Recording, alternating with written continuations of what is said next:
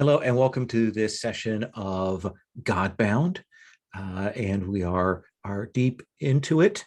Our characters last time moved from the Assassin's Library that they had taken over after some debate about various issues and problems in the world, some discussion meta about this being sort of the first arc of the campaign. We'll have a second arc of it January on. And they traveled to find out what they could about this temple that the enemy that they had faced before had gone to and had gotten these dark powers, and made the connection essentially between those powers that this figure had that they dispense with, and this dark force that Tassos has seen in the minds of the kids that they rescued, the seeds of this thing being planted in there. And they learned some things about that, about it's not being exactly a singular thing. And they traveled to a small town and on the coastline, a kind of a swampy place, and left their boat there and met with a tradesperson by the name of Risala, who took them up along the river, and they saw much along the way, from the rice fields to the rattan servants, to the person who's been riding on the wagon with them, this guy clutching this weapon, magical weapon to him. And you were told a number of things. You were told about the tithe that is taken by the queen. You were told that you are headed to essentially Dog Mountain. And this province is called Anjang. And you're going to the town that is beside sort of the palace, Kamar D. That is the palace. That to get through, to get to the pass that will lead you onto this dark valley, you need to pass through here. You need to get permission here in some form to go through there. And you have arrived. We had an illustration of the palace in the distance. You would come here, and the road kind of winds up the mountain. There is a town. Here you'll notice again, all of the buildings that people are in are actually kind of raised on poles. They're raised up, built of wood and palm and so on around here. So there's a lot of people walking in amongst around underneath. It may be maybe rain comes off of the mountains in sheets enough that having them raised up is a better idea. You're not sure. A few things they mentioned: the tithe is in blood that these people pay. Sometimes they expect that of foreigners.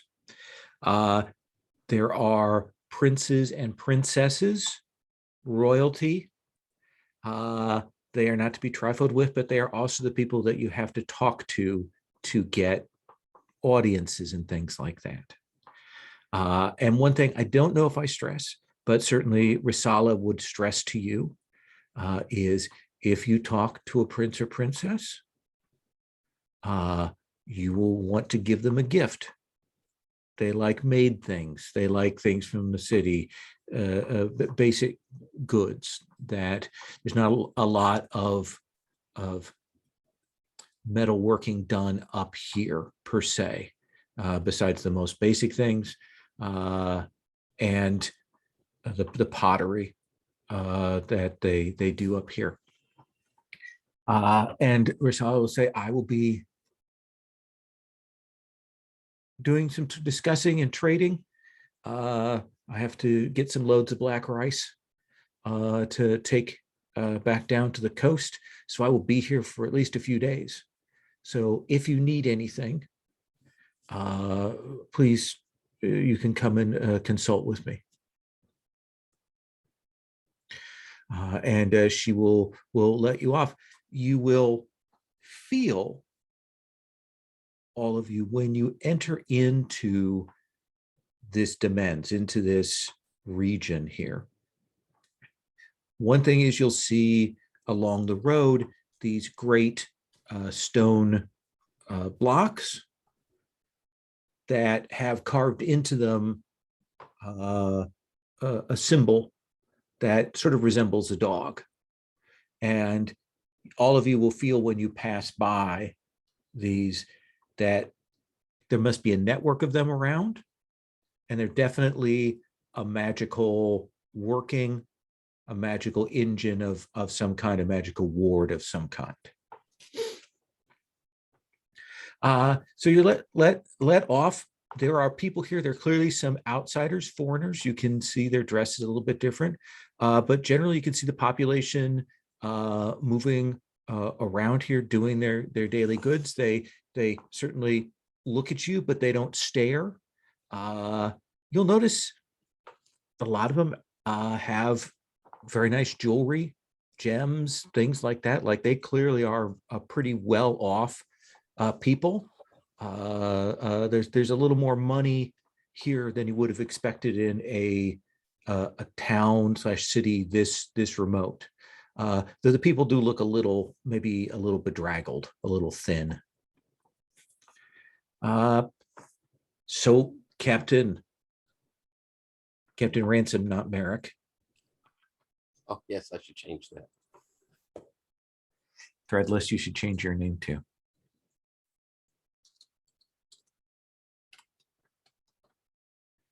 Didn't I change it? Oh, you are Threadless in this game. Oh God, I'm sorry. It's just so many names. So Captain Ransom, you're kind of the leader of this expedition, and certainly you will note that your friend and traveling companion, Legia, is kind of looking to you as to what you're going to want to do. Tassos, you will notice that old man with the weapon dismounts and clearly starts trudging away, like he's just going to go and head up to the palace or whatever right away. You don't know how well that's going to work for him. Ransom. Yeah, I kind of look at the crew, and I suppose that we should try and find out whatever we can about the accesses to this temple. I was thinking perhaps that I would get an elevated view, maybe see what is surrounding, a little lay of the land.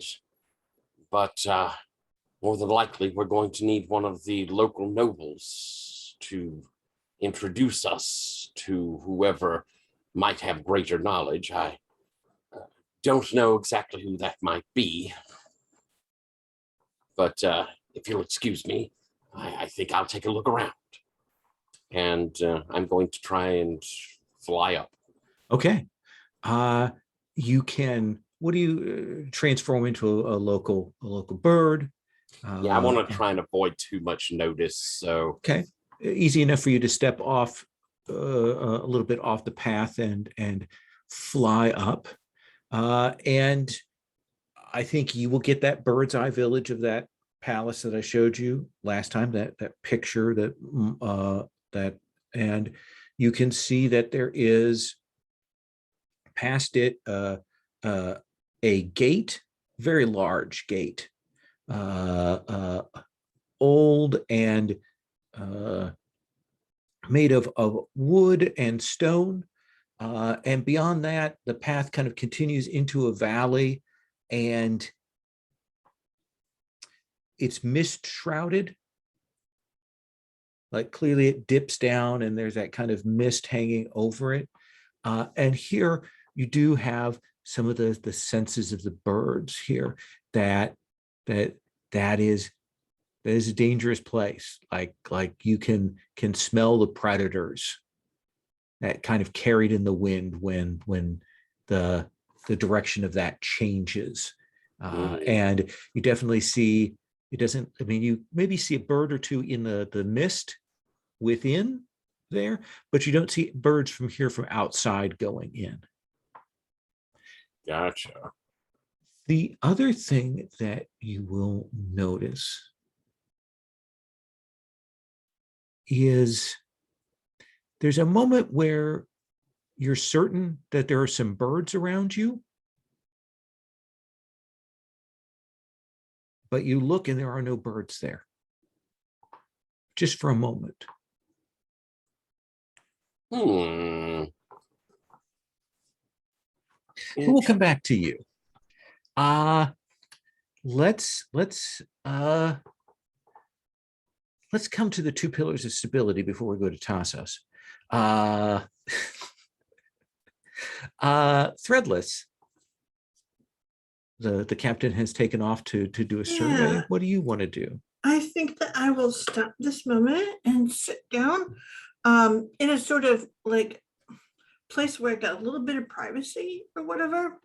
And I will probably take some of the metal beads off of one of my necklace, and I will make some small, intricate, and useful items of metal and other fine materials. I will make a very fine compass, the like mathematical compass for drawing circles and with the little screws and all that stuff, be fine worked.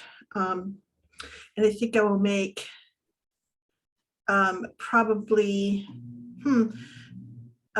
just gosh, I'm trying to think of just little small things that are like lovely tiny machines, like in some ways. Absolutely, and I'm a set of pliers would be very useful, and those kinds of strange things. Yeah, you've got probably some materials on you. You're able to turn wire and other things that you have in your pack into a variety of course, your stuff looks lovely. It looks brilliant, and you can have a good size bag worth of small, beautiful goods to hand around here pretty easily. All right, and I will give a couple to Professor Vedro and to Tassos, and keep a couple side for Tyler. I mean, for ransom. Fair enough. Professor, it's got some names switched. It's too hard for me. Professor Vedro, what are you doing? What time is it? I'd say it's probably late afternoon. All right. So, okay, my transformation is maybe at its very early stages. Yeah, you're just starting to feel the what does it feel like, or what do we see like when you start to have that shift or Devi, like are there physical signs, or like, or is it gradual, or boom? I think it's all personality, and then like in the movie, like he sort of walks behind somewhere, and then when he comes out the other side, it just happens. Now he looks like he's Debbie. So it like you can't even tell. Like there's no physical transformation, right? But he smiles a lot more. And with Ordevi, his curiosity is kind of the more dominant feature rather than the arrogance of knowledge. So Ordevi, so we'll see him ask a lot more questions. So what do we see you doing then? Well, I think his curiosity is like is starting to blossom. So he's sort of wandering around the village area looking for the most bustling place where he can do some people watching and interacting. I think he's also or I'd like also to use the illuminate that which is gift. Sure. And that's committing effort in my radiance. Limits magical effects on people, banishes magical darkness, dispels mortal illusion, and reveals magical items. So I just want to get a sense of the level and use of magic in the area. You kind turn that on, and right away, like you'll get that background glow of the ward that is around this region. It reaches fairly wide, and I think with that, you can tell what it does is if an invading army were to come here, they would lose their way. Like that's what it does. It is that kind of maze effect for invaders. Individuals, things like that has no effect on them, but for a massed force, it seems to be given to that. You'll see more of these Rattan puppets around. They show up as, of course, magical as well. And you will see them that they have places, sacks of ground and things like that, like soil and stuff in bags in places that also has like a magical aura to it. But the other thing that will strike you is there are dozens of magical items around in this village. Okay. There are dozens of them. Just like lying around? No, Like, in people's homes Okay. being used. They're all weapons.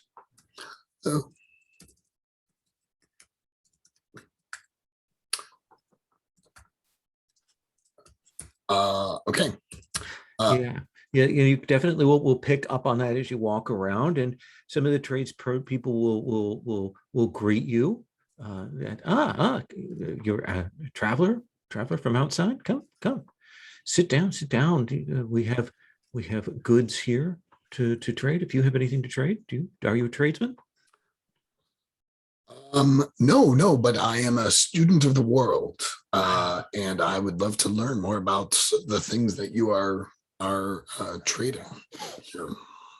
And there's clearly you are put. They get the older person who likes to talk of the shopkeepers. They clearly kind of foist him on you since you're clearly not in the buyer's market kind of thing.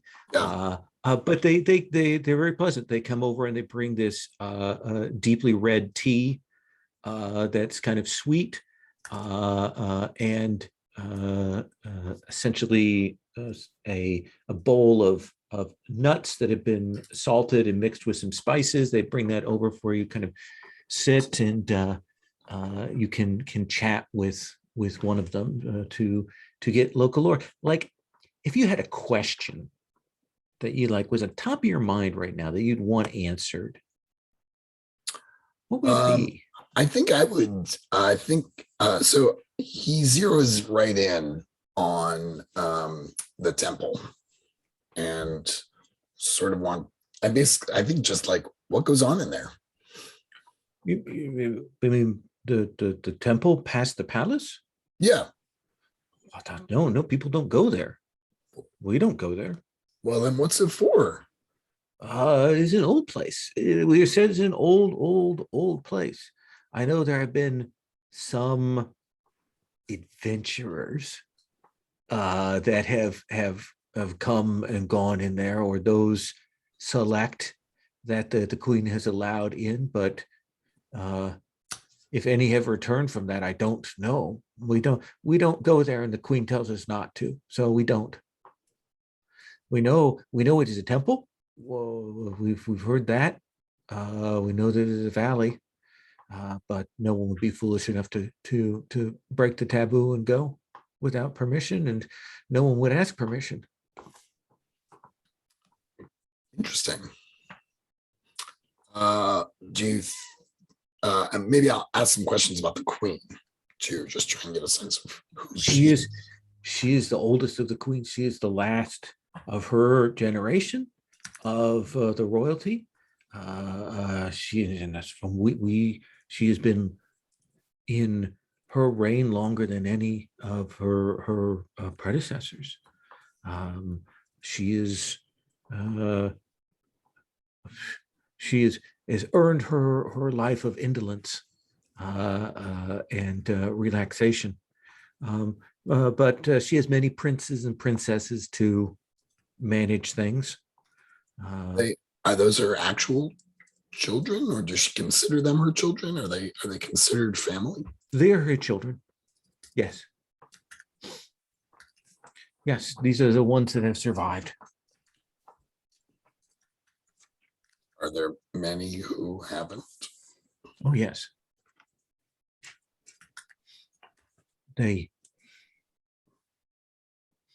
There is a trial, and they go out, and after a number of years, from a group, one will return. And then they are the auspicious princes and princesses. And he'll gesture over, and you'll see probably a couple of people, a guy with that kind of high hat up on his head in kind of finery, and the woman with this great enormous turban on, and they're kind of heading off. We'll come back to you, Professor Vedro. Okay. Tassos. So I think Tassos has been sort of coming out of a bit of a daze, standing near where Threadless is working. And they look down to Threadless and say, Did you see how wonderful he was? Which she, Oh, it was, I don't think I got his name. Our traveling companion, not the one that kept talking to all of the animals, but the one that was clutching the sword and sort of muttering in low tones of incoherence. oh, the one with the curse? Yes. I think that's a particular type of thing you enjoy more than anyone else does. That can't be true. It's absolutely amazing. I Just would sort say of- that it's good for stories, but not so great for, how should we say, pleasant interactions. Well, that may be an issue going forward. It's on the trip, he was in a sort of maximal jellified level of terror, but once we got here and he actually left the cart, it was like some ecstasy of horror just flowing through him. It was rather amazing. Well, perhaps you could subtly accompany him. Yes. He might go even further into it. Who knows what that curse wielding it will do? Well, isn't he going to try to give the sword to the queen? Yes, I think his plan was to walk up to the safeguarded home place of the queen with the cursed bloodthirsty sword and demand that he be allowed to give it to her. That sounds how I think that would be your approach. My guess is he gets another one. But I could be wrong. I'll tell you what, if you want to follow him, I'll give you some more items in case you need to trade up to get to where he is going. Oh, he's going to the palace, so do I need anything to meet a queen? Probably a lot of things. Oh, I'm sure I'll figure it out along the way. Certainly. At the very least, you can give her some of your blood. Oh dear. I don't And actually have before any you of can that. actually see Ransom's friend Legia, she actually puts her arm around her. It's just not her. Oh. I'll have to get it from someone. Get yourself. No, that's the problem. Well, as far as I've dug, I'm mostly just made out of me. Oh, Sort of homogeneous mass of Tassos. ugh. I mean,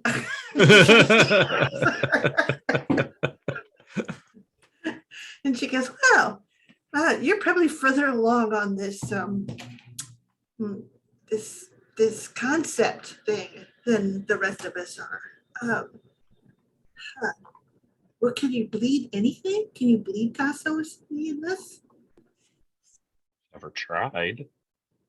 Well, this might be your opportunity because they're going to ask for some new blood. Would You you, could want to practice. come with me? No, I will not bleed for you, Tassos. He looked slightly amazed in his disappointment that you saw through his clever ruse.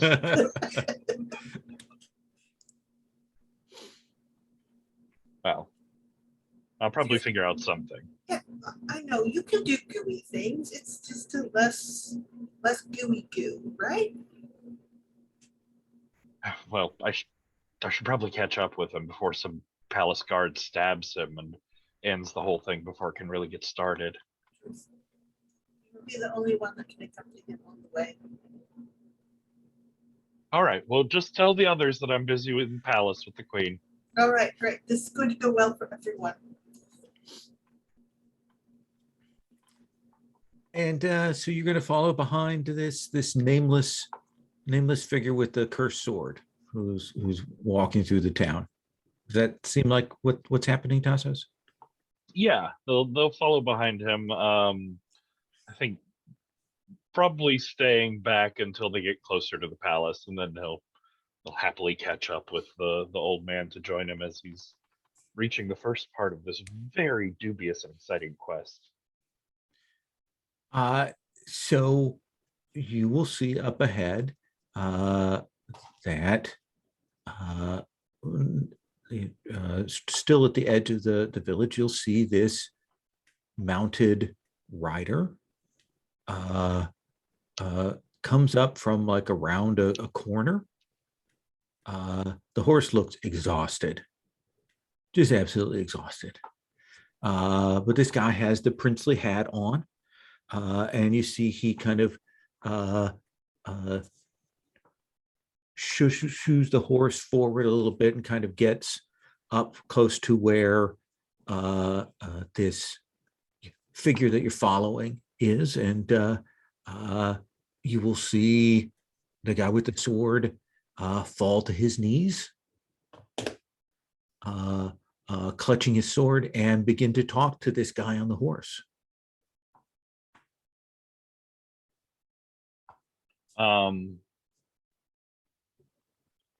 I think as I walk up to join them, I know that this guy's scared of the sword and the consequences of wielding it.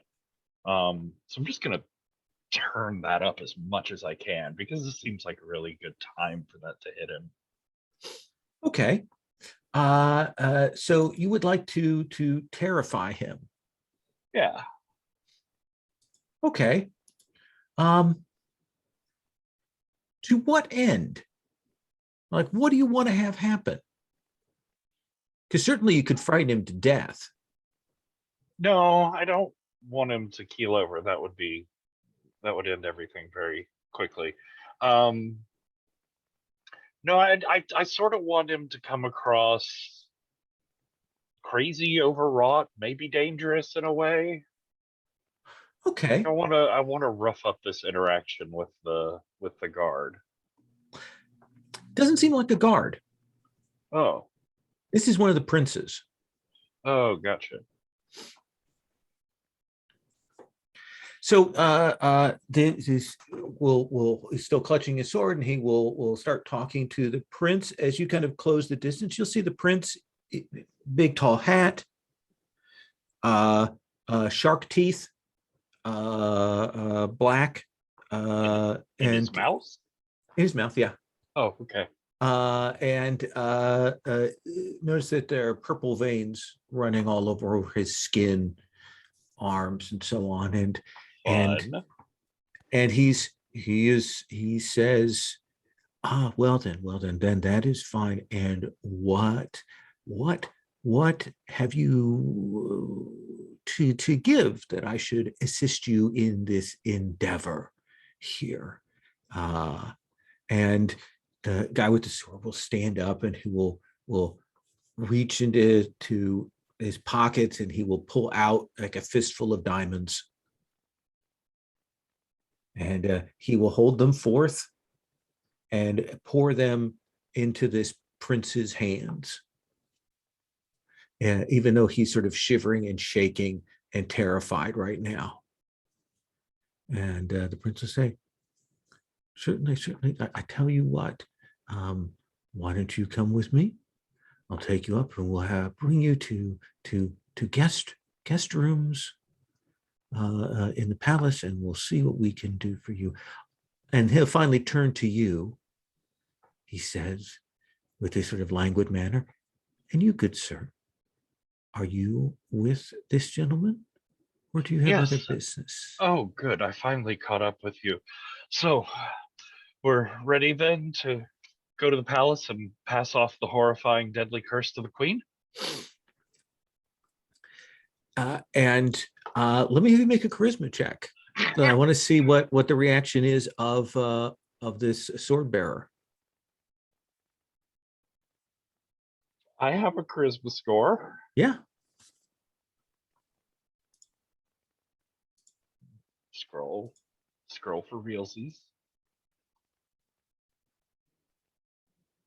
That's a 5. That is a 5. I think that the guy with the sword jumps back away because you've popped up. You're in the middle of this. He's terrified. He talked to you before. He's terrified that everything is going to go wrong with this.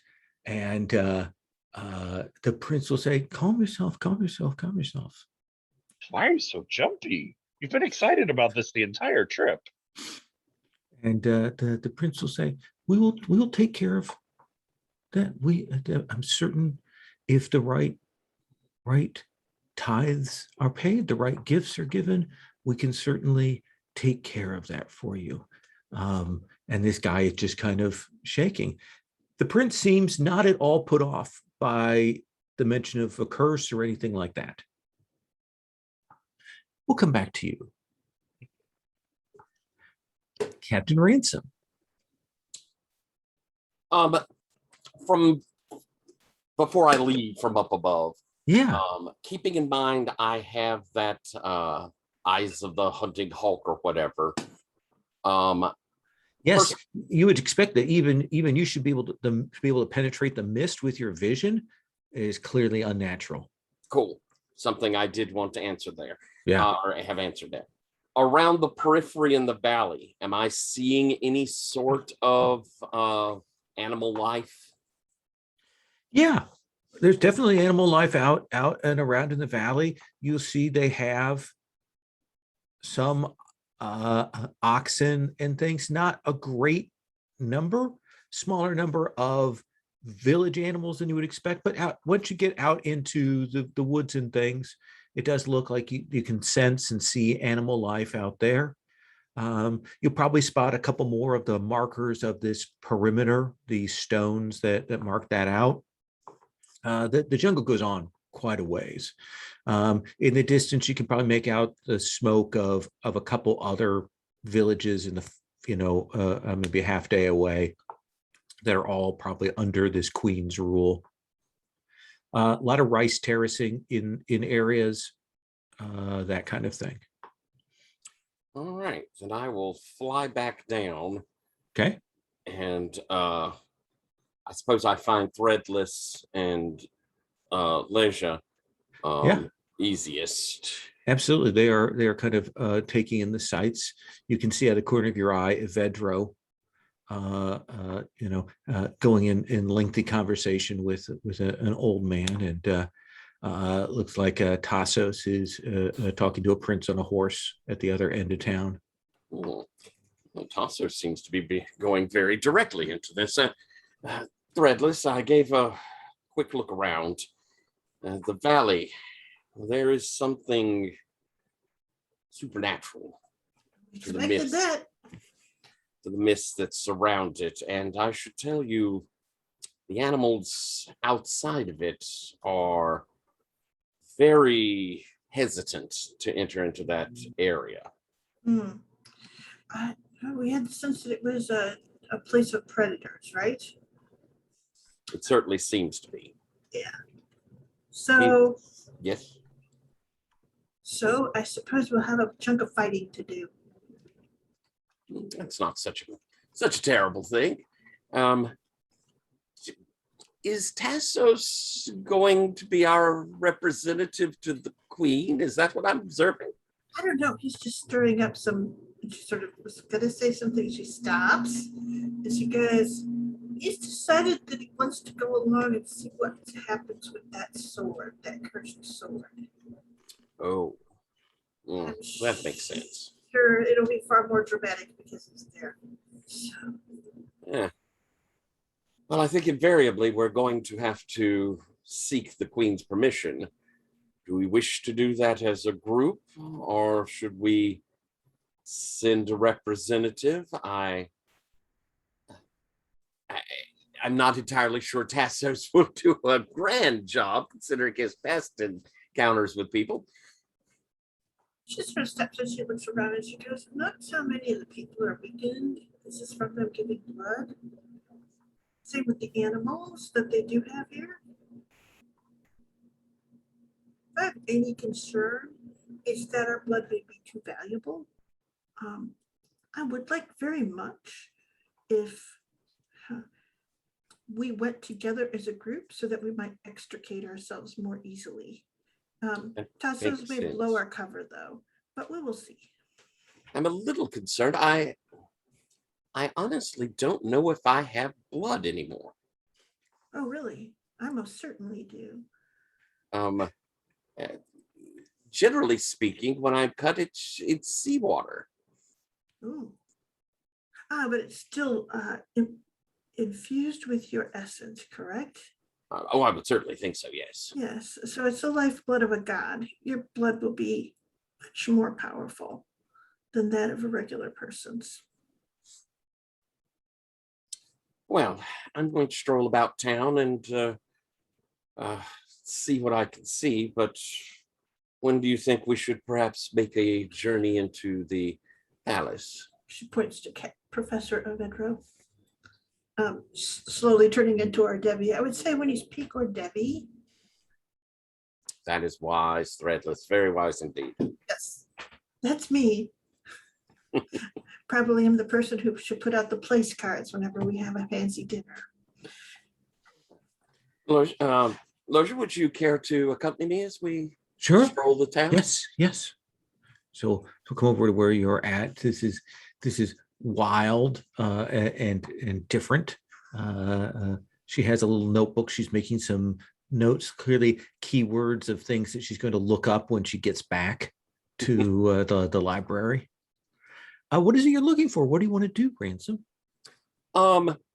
Mainly I'm trying to kind of get a feel for what the people are like, if they're happy, that sort of thing, but also see what I notice is trade that goes on there, like trade between them. We have a couple of merchants, it sounds like, in town, at least one, but going around and getting a feel for what is the like exchange and how that trade's working. And if there's anything super interesting, it might find its way into a sleeve. Why don't you roll me a D10? All right.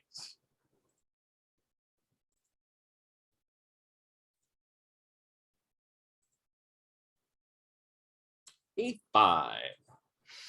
So you kind of walk over to one of these places, and you will see that there is a place where there's some women working in this building, and like one of them is inside with, like, you hear a hammer going, and there are a couple of others that are outside, kind of almost like they're keeping watch on the outside of this place. And as you kind of approach, like you're curious, the person who seems to be sort of not occupied with whatever is going on there will say, "Greetings. Is your lovely wife pregnant?"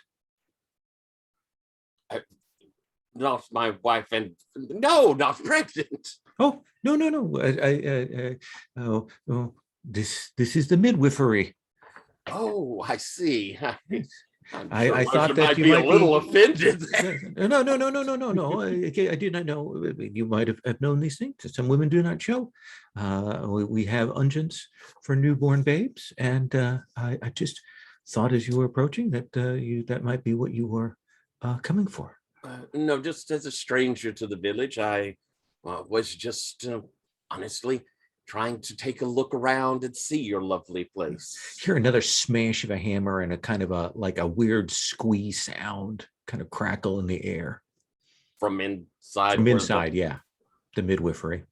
I will give an arched eyebrow kind of in question.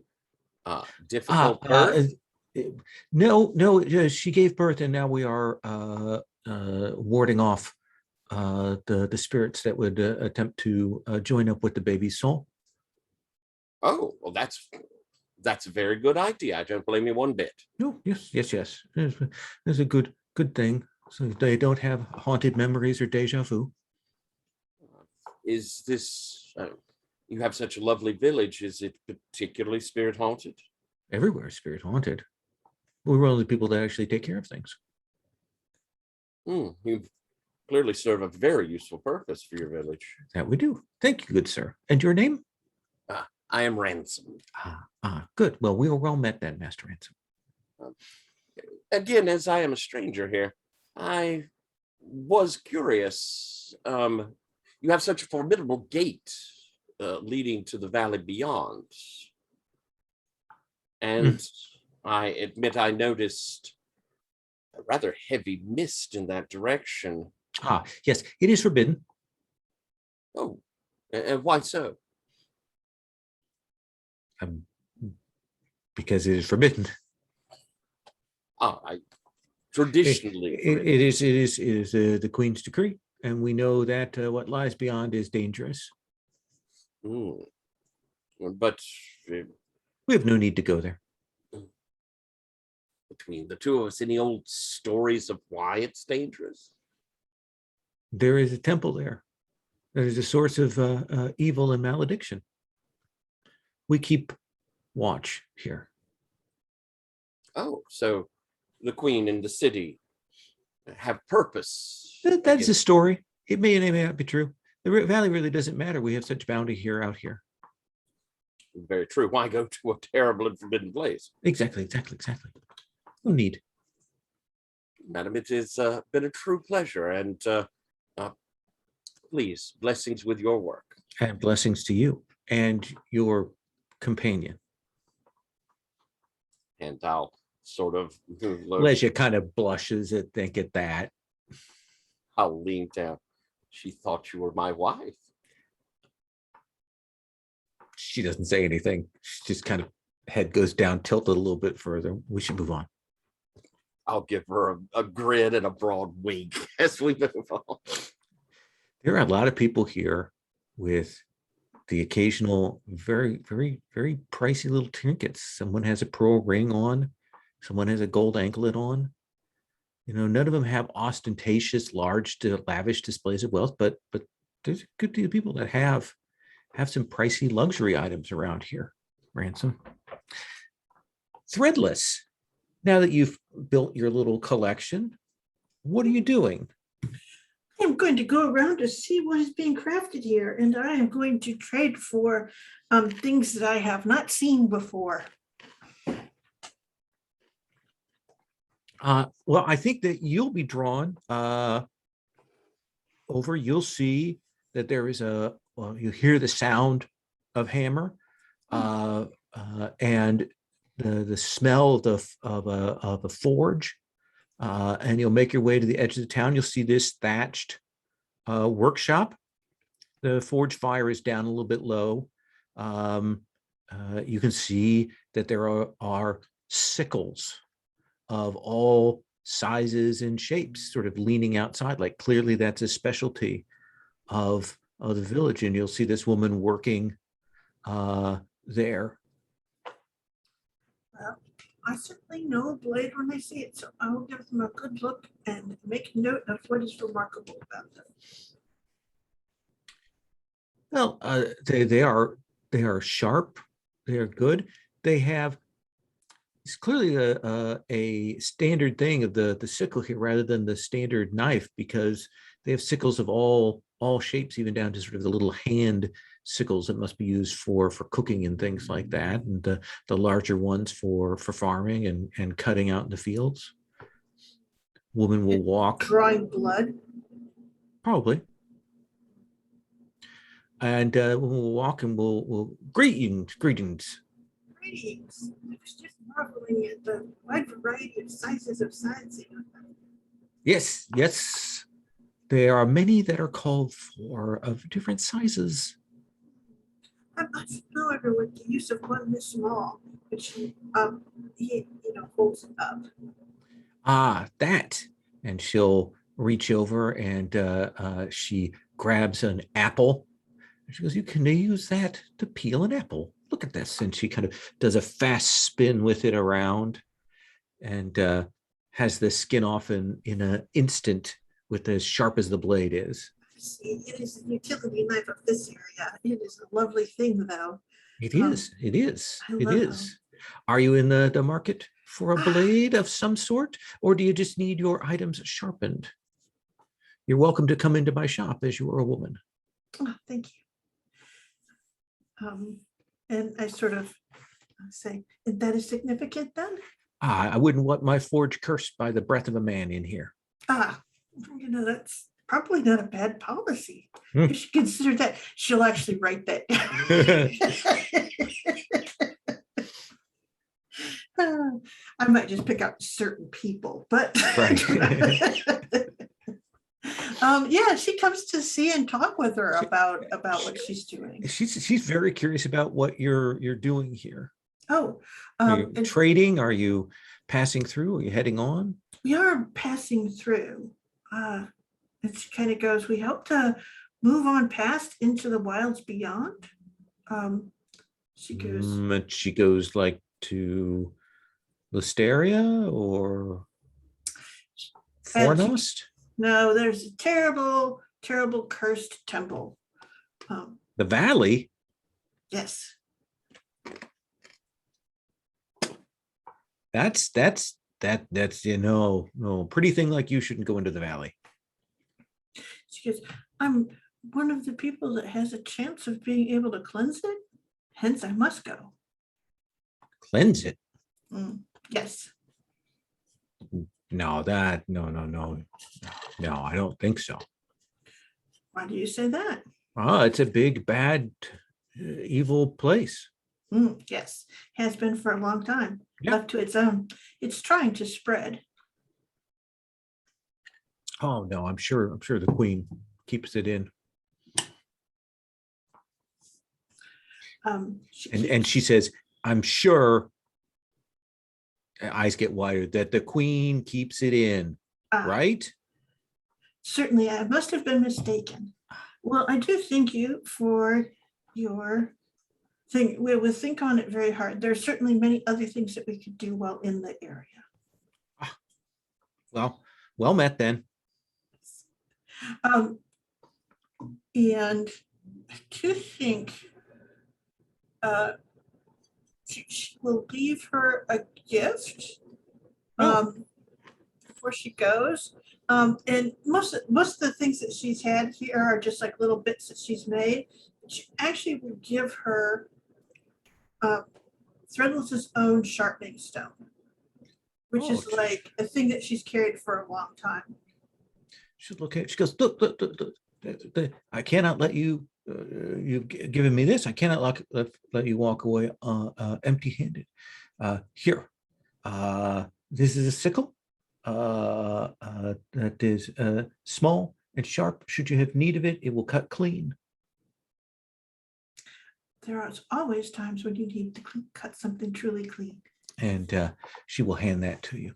I will bow to her and I will leave her with a divine sharpening stone. Excellent. Professor Avedro. I think you had said some royalty was kind of wandering. Some of the Yeah, you'll see as you kind of look around, you'll see a woman walking.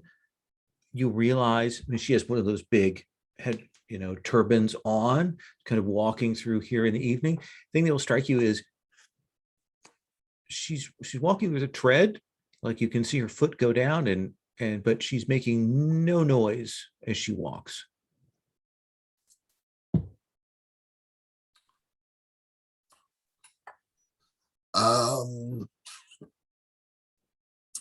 Trying to think what I want to do.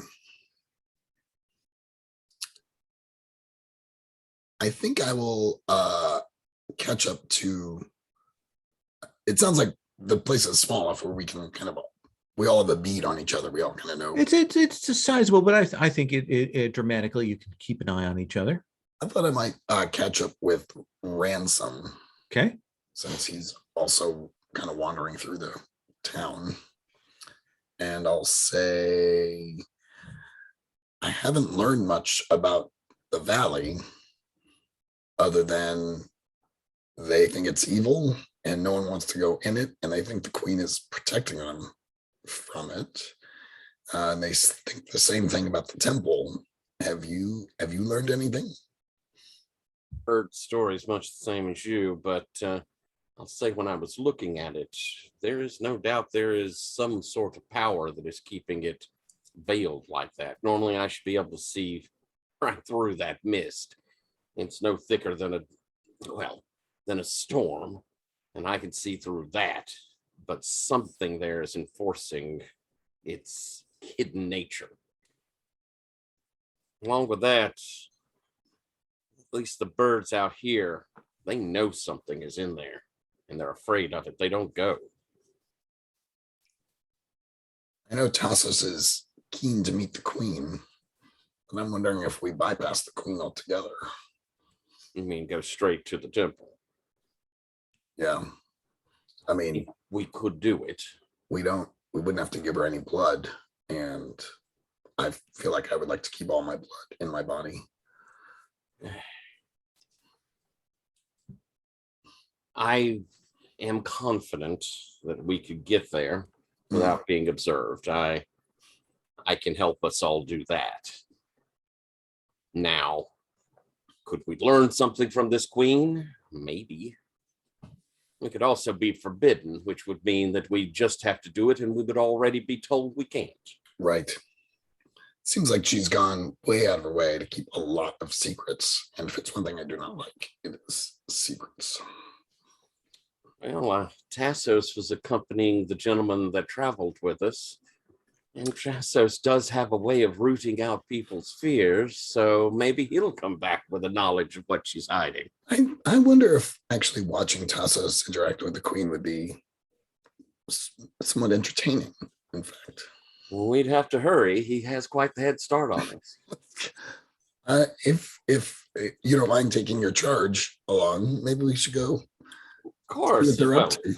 If Marcia wishes to go, I wouldn't insist, but you're free to do whatever you wish, my friend. Is Tassos heading towards the palace?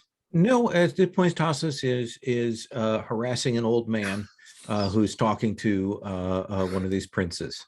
Oh, I do that all the time. True. Oh. Well, I might wander over there. Tassos, what's up? What are you doing? Tassos, you kind of have this weird thing where the guy is pulled back, and then you realize that Vedra is kind of at your elbow. I think Tassos has become a bit annoyed that they're like spooky creep boogeyman act hasn't been working, and that talks about cursed blades have been met with very blasé reactions. And so as you come up, they're talking some in the middle of something about massacres or rivers of blood. I mean, really, the tales have just been a church. Vedro, explain the rivers of blood.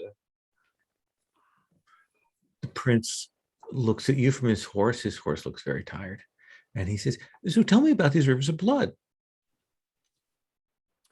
I think I launch into a lecture on the history of warfare and those especially that have been described as rivers of blood.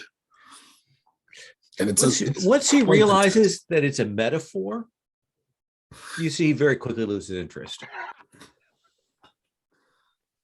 You would not believe how often that happens to me. He says, well, tell me, old man, what is your name? And he will say, I am Kulan, the king of Sintra. And he says, well, Master Kulan, why don't you come with me?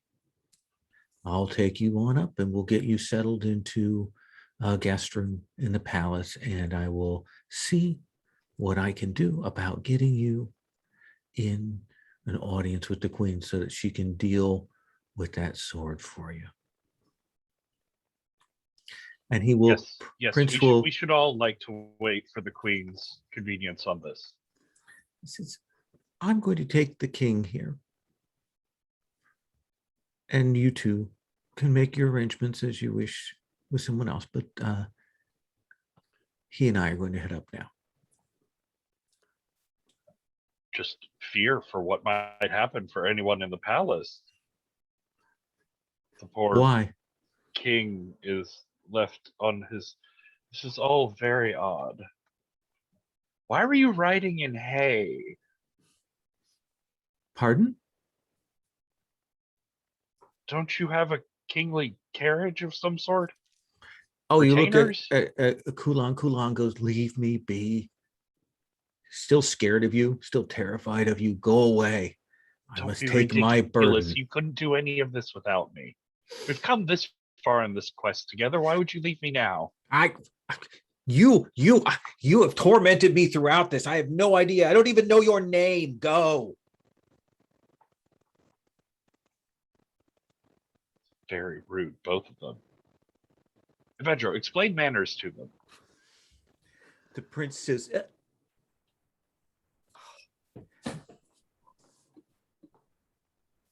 gentlemen, I'll be taking this king with me. And if you wish an audience with the queen, certainly I'll be back around later, or you can hunt down one of my brothers and sisters to make the arrangements. Thank you. And I kind of start to gesture Tassos away. Tassos, I think. Wait a minute. Is he saying that old man is more interesting than us? Look, you and I both know that no one is more interesting than us, but it's clear that that king has something that the queen wants. Frankly, that may be a useful distraction for us. Well, but how can I see the blade in action if I'm not there? I understand your desire. And I think we should confer with our colleagues, our companions, to determine what our priorities are. I suspect. As in, like, where we want to be in the crowd in the throne room? Yeah, sure. That sounds almost exactly what I was talking. All right, but we can't waste much time. No, of course not. And the prince on a horse will take Quellan, the decrepit king, away, and the two of you will head back to speak to your companions. Let's take our first break here. Take 10, and we'll come back and we'll start with whatever Tassos is saying at that point.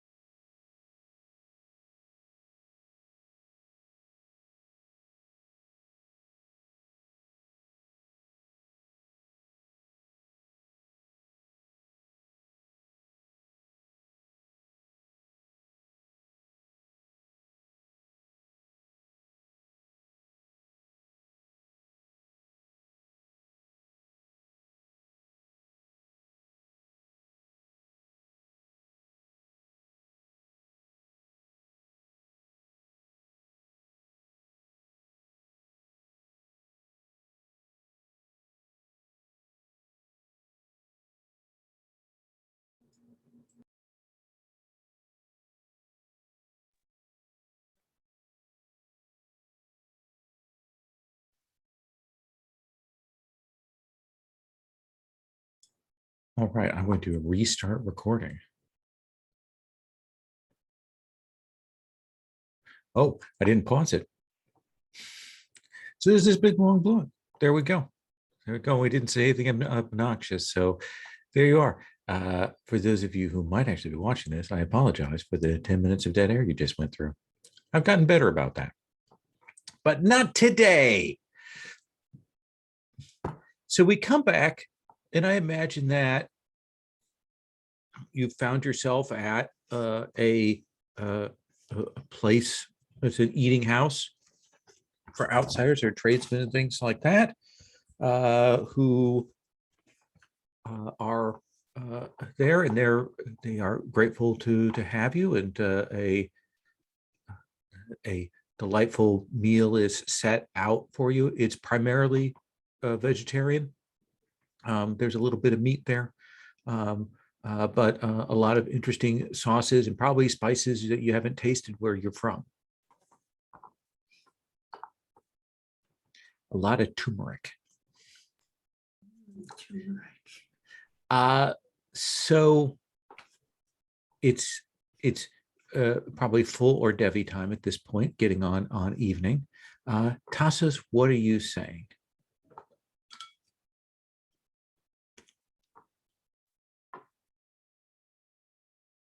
Is that on? Yes. I'm so confused. Sorry.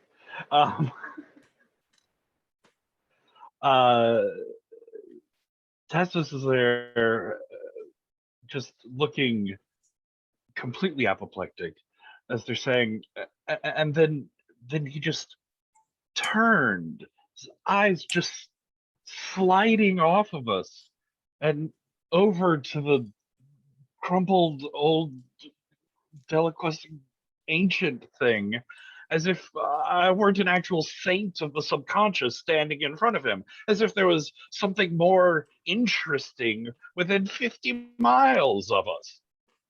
Oh, and also Evedra was there.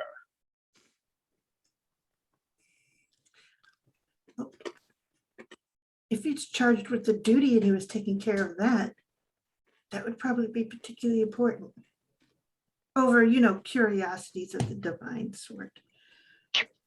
Curiosity. Certainly. Curiosity. Have you Like- done any great deeds here? Like I'm some Pretty much sheet all of you're doing fabric is he talking hasn't a big seen talk. before? A spinning top that's just so interesting? Tassos, you just look like a dude. What? Leisha am shifts a walking nightmare embodied on this land. to walk behind Ransom at this point. Tassos, I'm not saying you don't have the potential to look like that, but right now you say that you look a little rumpled from having traveled. Your hair's kind of a mess. You probably could use a bath. You sound like you're saying a lot, actually. Just a point. I mean, you might want to look in the mirror. Though I don't know what you see when you look in the mirror, so maybe it wouldn't be helpful. I see an embodiment of existential horror. The most fascinating thing that anybody could ever run across in their entire lives. An object of obsession for thousands. Somebody at the next table kind of puts their dish down, puts their money on the counter, kind of moves off. So That man was so sickened by my presence he couldn't even eat. I think he was just worried that you were ranting, perhaps a little overwrought. Is it your mission in life to take everything from me? Is that why you're here? Is that your special portfolio? Oh, wow. She's missed out because I might write that down though. There would be people who would come to ask for that, but not yet. And she sort of stops. Because you have yet to reveal yourself, nor are you revealed to the world. Just say, what sort of princery do they keep around here? Oh. You'll hear dum, ba-da-da-dum, bum, dum, ba-da-da-dum, bum, dum, ba-da-dum, bum. the sound of like a drum beat and maybe like a tambourine, kind of like a procession kind of moving through town. Not too loud. Ooh, dinner and a show. Yeah, I will jump up to look.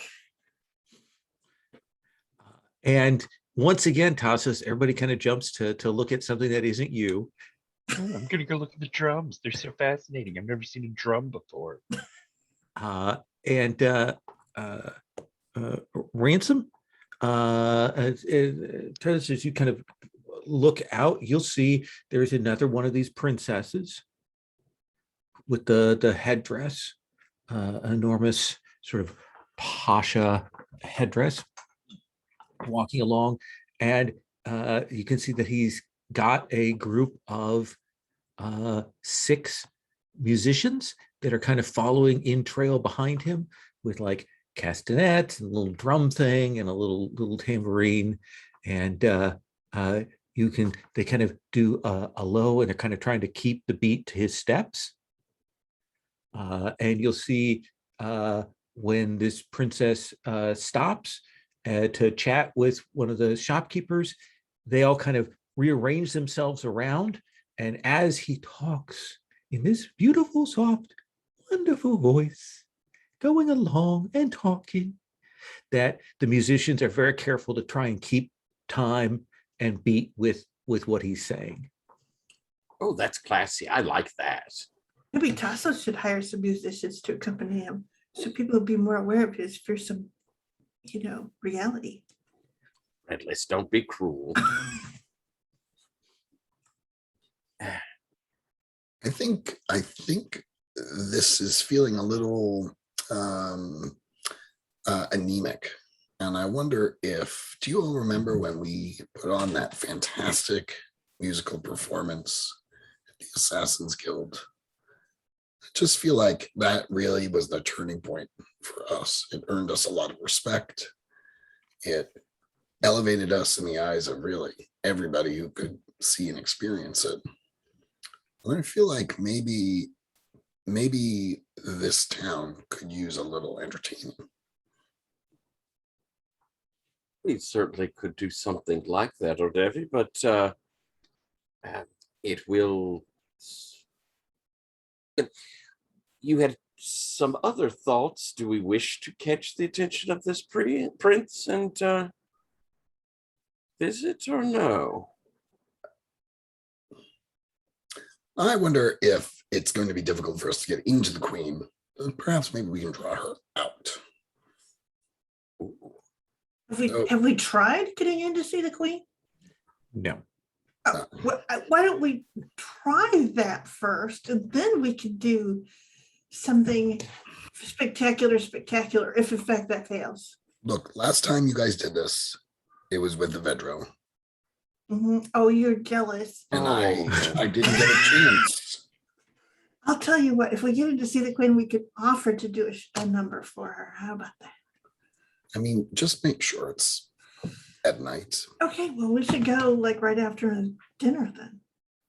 Okay. Are we common feckless bards now? Not with you in our group. Also, do the ends not justify the means? Well, that's not the point. Okay. Or Debbie wants a musical number, Tassos. Come on.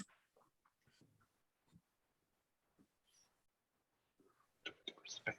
Maybe people don't understand when I go through sort of importance that I bring to the world and everything that we do. It's fine. We'll just go play a flute for the queen. Oh, you can play flute? Awesome. I'll make you one. Ransom? We could go and speak to this prince, perhaps try to get an audience. I'll look around. Do we have anybody close by? Anybody? I bet we asked the waiter. There's waiters and servants Well, I meant, and things like. could we speak quietly without anybody overhearing here for a moment? Yeah. Or Devi also suggested that perhaps we might wish to go without permission. Was before I Why? thought about the. I'm musical. sorry, I missed something. So we'll go without permission for, okay, to what? To the jungle, to the valley, and to the temple. We just go. Oh. Well, as we understood it, we required their clearance because they have those wards or some sort of magical barrier. But I merely was listening as apparently a very ordinary person and not a divine person of ultimate knowledge. But yes, so I may have completely misunderstood the situation, or I could be right. Again, this is just a discussion between us, not a we are of set mind. It is a thought to discuss, because should we go speak to the queen and she say, no, you absolutely may not go, then we are violating a royal decree in comparison to just going and doing our business. Isn't breaking through the royally locked off gate sealed with royal magic also breaking a royal decree? Well, yes, so that's true. But we were given to understand that we had to seek the permission, Well, yes. which So suggests that someone could get that permission. Surely our purpose, though, is is much bigger than one queen and one village, one remote village in the mountains here. oh, yes, but everyone's also been talking about the iron-fisted, potentially undead vampiric queen who sits on her throne and births crowned sharklings. How are we going to walk past that? I'm stops it. She goes, concerned. I just thought we'd ask as a courtesy. If she doesn't like it, then yeah, we'll break the decree. One thing that I did here is that if we can have that conversation without implying that she has allowed things to get out into the world, that would be better for our chances. But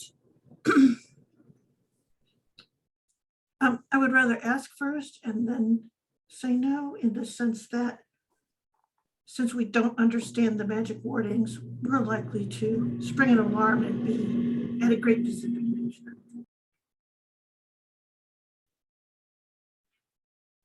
I look I think we slightly could do it. offended at that, but I will. We I'm cannot more all than fly. I'm more than happy to go meet with this queen. I have always found that my pleasant disposition tends to endear me to nearly everyone, so I'm sure she would be happy to give us her permission. Or Devi, seem agreeable to you? On the other thing, if you would rather go research the words and see if you can figure out how it is that we can slip through without being noticed, I would be fine with that. But Lowell, is it possible that I got the vibe when I illuminated that which is, that I got the vibe that these were sort of ordinary magic, or was there something more to them? What was ordinary magic? The wards.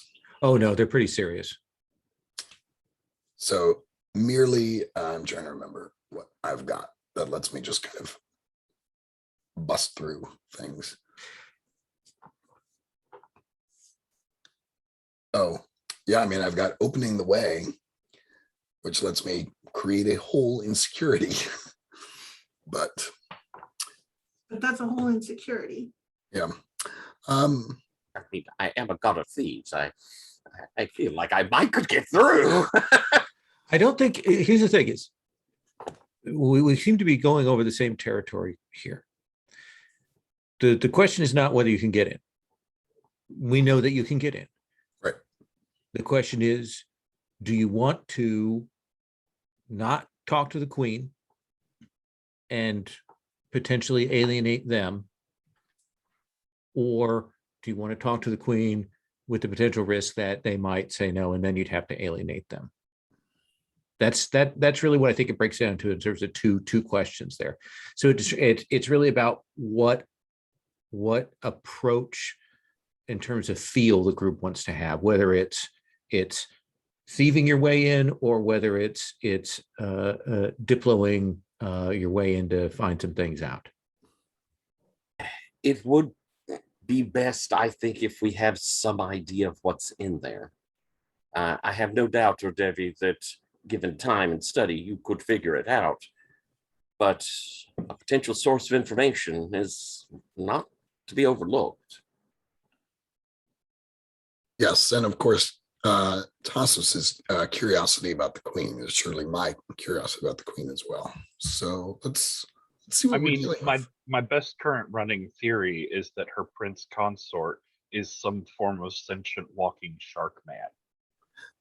You know what? That feels like it should be validated. Yes. Well then, we have a princeling here.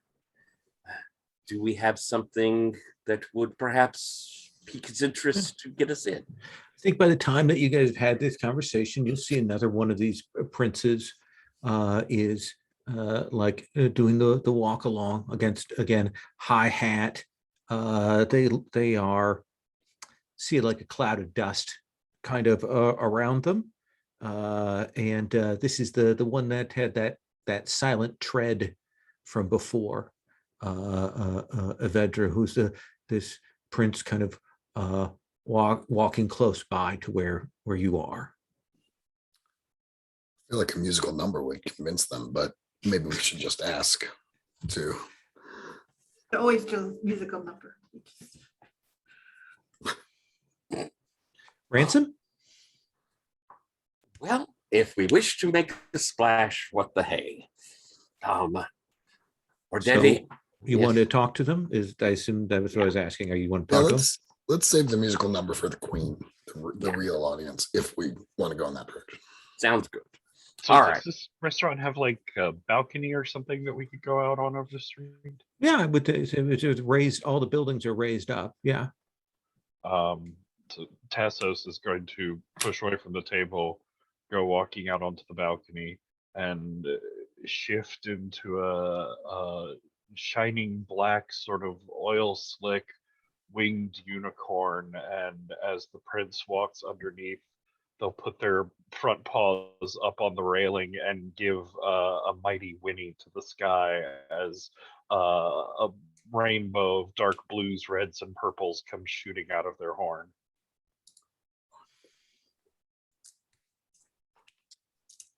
Certainly that will draw their attention, and they will stop. The prince will stop where it is and kind of look up like this is nothing he's ever seen.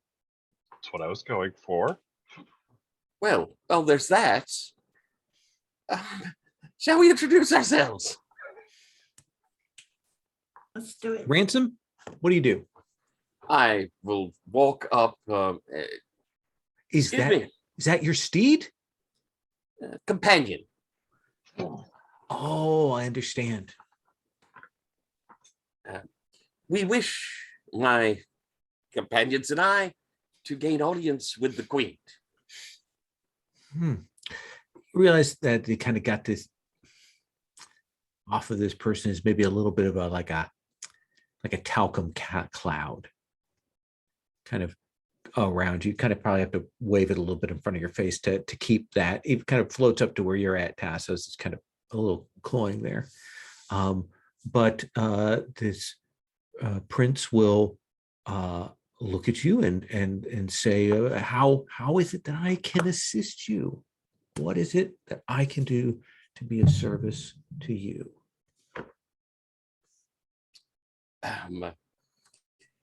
I think I recognize the desire for a bribe there. But Gifts. They're called gifts here. they're called gifts, yes. Well, we would like to gain audience, but obviously,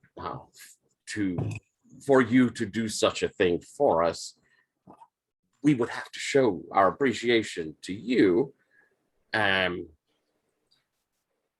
Let's see. I don't know if I have anything particular. This is me in my head running through. Particularly valuable. I have my cutlass or my pistol. I think Threadless distributed a handful of items. Yeah. Oh, those got distributed out to us. Oh, okay. Then I shall pull out one of these wondrous made things.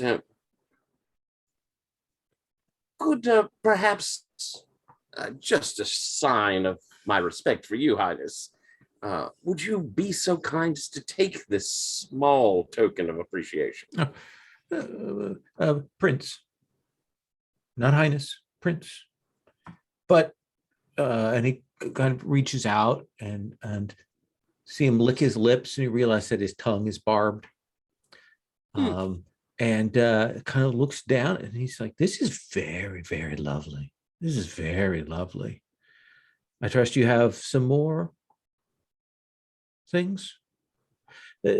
Just once we get in, if you wish to expedite the matter, you may have to call on that to be able to work these things." Yes, we have more. I'm sure we could find a few more things.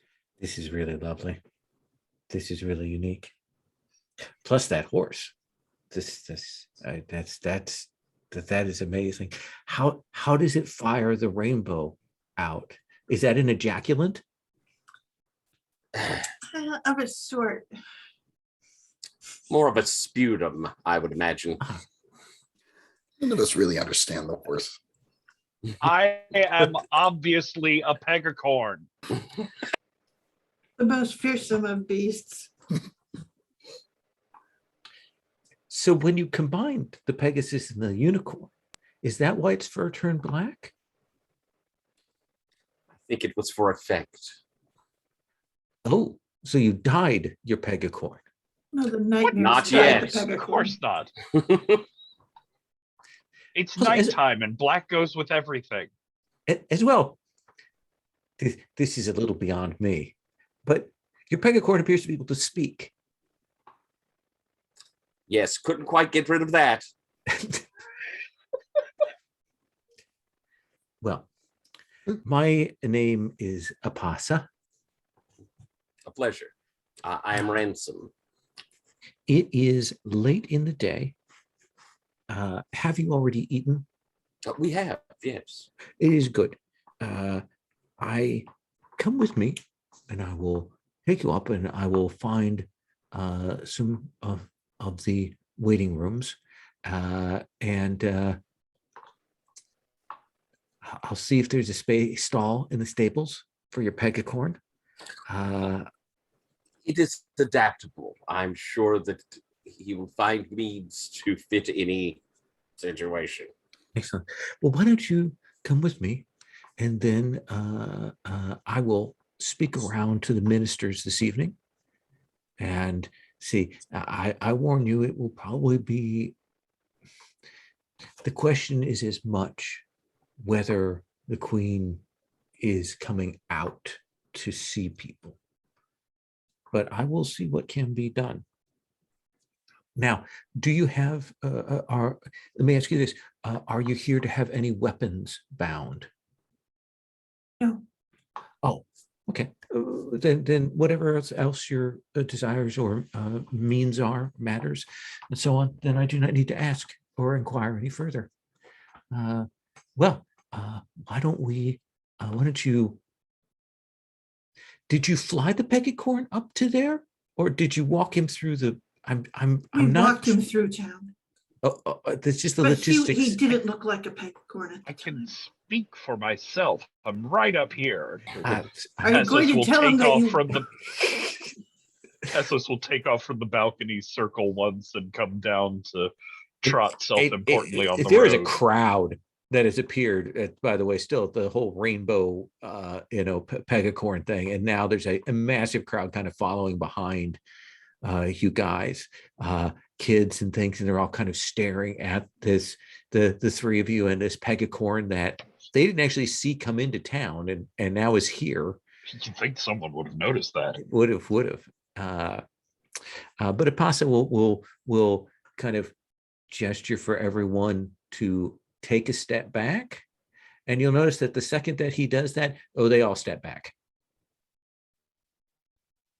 Good, good, good, good, good, good, good.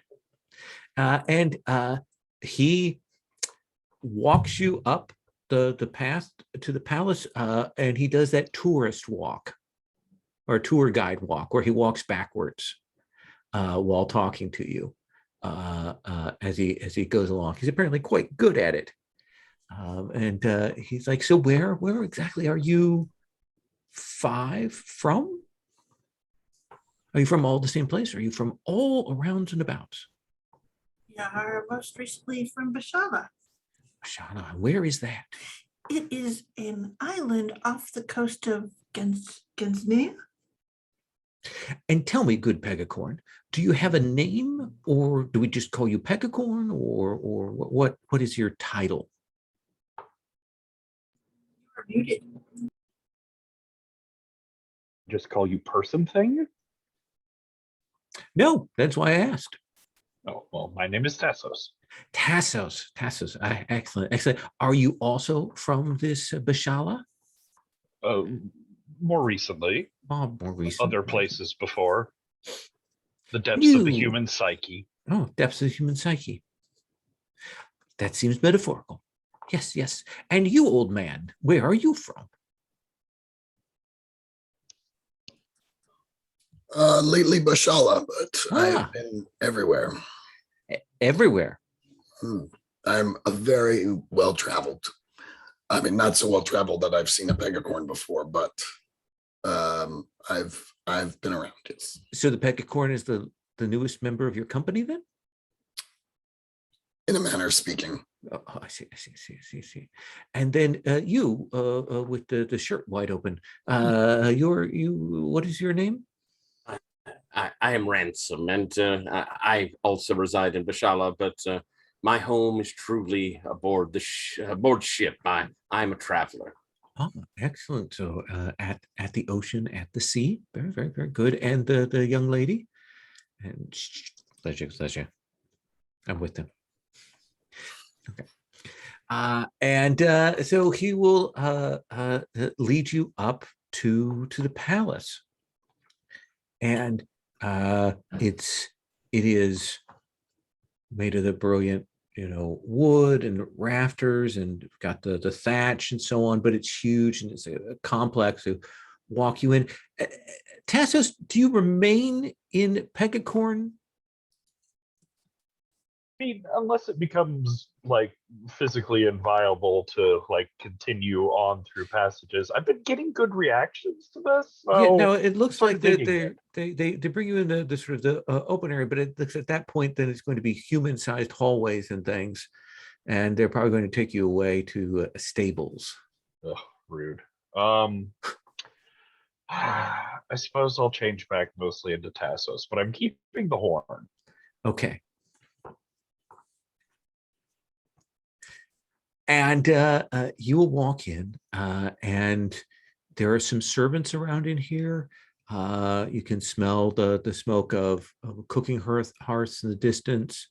You can see that there are pathways into visitation areas and things like that. You'll see that there are basins around and about. And you can see in various places on the walls and things are weapons that are kind of wrapped in wire and mounted to the walls. And he will walk you. He says, I can give you one large room for the four of you. Is that 5 of you? Is that, or do you need 2? That should be fine. Okay, one large room. Ransom. High ceilings in here. Very high. That kind of, the ceilings kind of lifted up even above sort of where the room edges are and stuff. And you will notice there's a lot of bird dung around here. Like as you're walking through, there's clearly bird dung on the floor. It's in spots. This is the kind of thing that you notice. The others probably noticed maybe in passing, but you notice it, and you will realize that there are birds in here, but you can't see them. I'll cast up to see if I can catch a mind of one. Oh, absolutely. Yeah. Like there are there are a big flock of invisible birds in the palace. Oh. And, hello, friend. Hello. Can you see us? No, but I can sense you are here. Oh. I have to admit, I've never encountered your like before. That is true. You live here within the palace? We do. We are fed well. Very, very well. The queen has you fed? Yes, the queen feeds us and scoops up after us. Not very effectively, but still. Well, we do. There are mistakes are made throughout, but we tend we are to go to the central pavilion to do our duty when we can. She scoops it up. She personally? Yes. And then she consumes it. Does she now? Yes. And then we can hear her as we do you. I see. And you do tasks for her? No. She just comes and sits in our heads and looks through our eyes. Ah. That is remarkable. Is it? It is unusual. I think I can judge that is a true thing. Well, I hope that I have a chance to speak with you and your flock. We are always around. I will keep that in mind. There are egresses everywhere, so we can be in all the rooms. I see. Are we in our room yet? And then by this point, Pasa has found a room that you'll be brought into. There are essentially reed woven mats on the floor and maybe a night pot and a spigot, like a brass spigot mounted onto the wall. And that's it. Mm. Pasa says, I apologize for the paucity of the surroundings, but I will come and see you in the morning. Please do not wander. I hate to be a terrible inconvenience, but Yes. we would, if at all possible, prefer to meet with the queen at night. Well, that will depend on the queen. Of course, but if there's any way, perhaps we could, I don't know, give adequate gift to make sure that it is most convenient for the queen at night. That would be lovely. Do you have something that you wish me to take to present that might make your case? I warn you to ask the queen to come at a particular time is, as we might say, a big ask. I understand. And we could, I'll look over toward Jordevi and my friend. Do you have perhaps a gift that could ensure this? I think the queen will be most intrigued by what I have. Threadless made it, and the construction is impeccable. But she made it to my specifications. It is a puzzle game, and I pull it out, and it's these metal rings that are attached to each other, and they are difficult to pull apart. And I hand that off to Apasa. I will say there may be other costs, but I will do what I can to ensure on this. There may be that I have to ask the tithe of you as well, depending on her mood, especially if it is to be met after dark.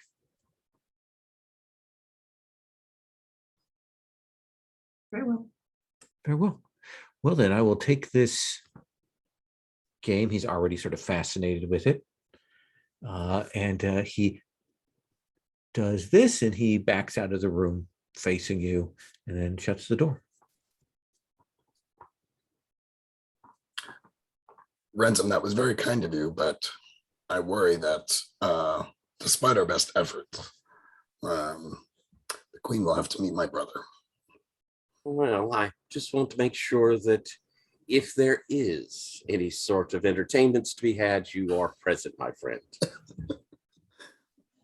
Worth noting that, and I will have rather quietly pulled out a little piece of paper and kind of shielding it a bit, right?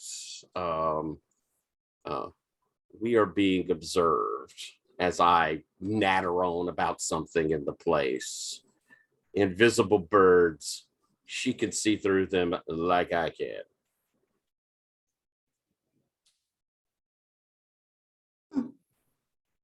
And I will make sure as I'm doing it that if to connect with any that might be looking over my shoulder and have them not.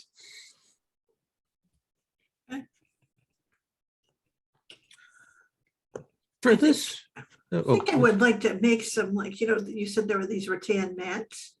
I'll start with those, and I'll just fashion some simple seating so that we aren't sitting on the floor. Later on, I can turn them into cots if we need to do that.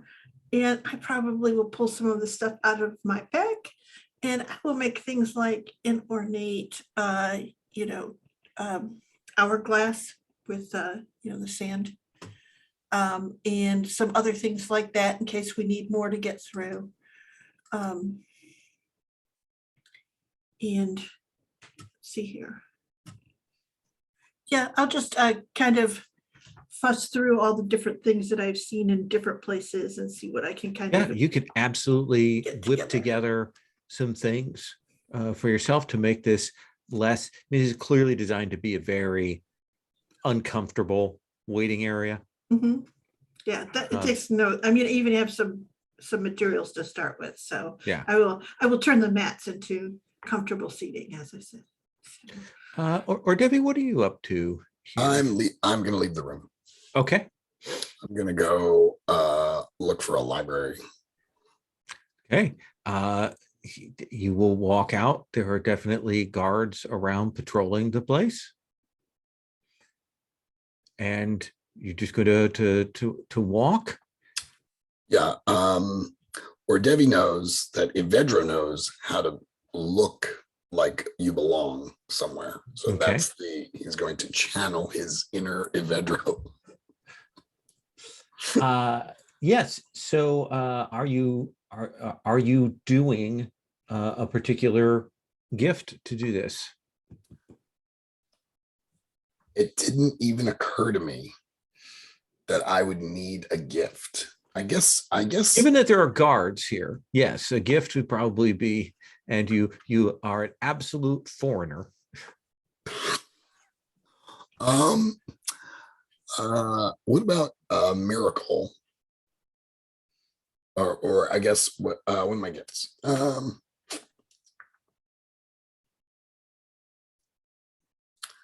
None of my gifts particularly help me that I can tell. So you've got two things here. One, right. You don't know this place at all, and you have no idea where anything is. Right. That's the first thing. But if you did, then you could certainly use opening the way to get to there. So I think, I could ask, where's the library? Using my ask a question. There isn't a library here. Used up my question.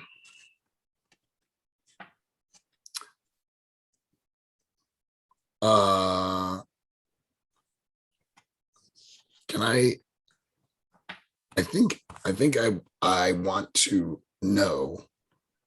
I have knowledge, so Yeah. I want to know sort of maybe what the most interesting room in this place is.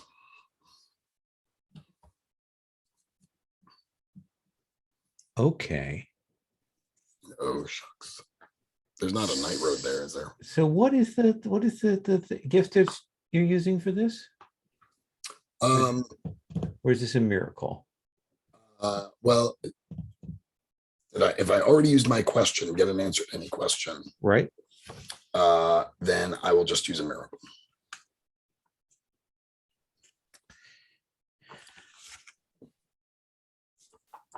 You know that there is a room past the Queen's boudoir. The Queen's boudoir is built into the mountain itself. And then past that is something that, to your mind, is fascinating. I am going to open the way to go wherever that is. Absolutely. We'll come back to you in just one moment. Fantastic. Tassos.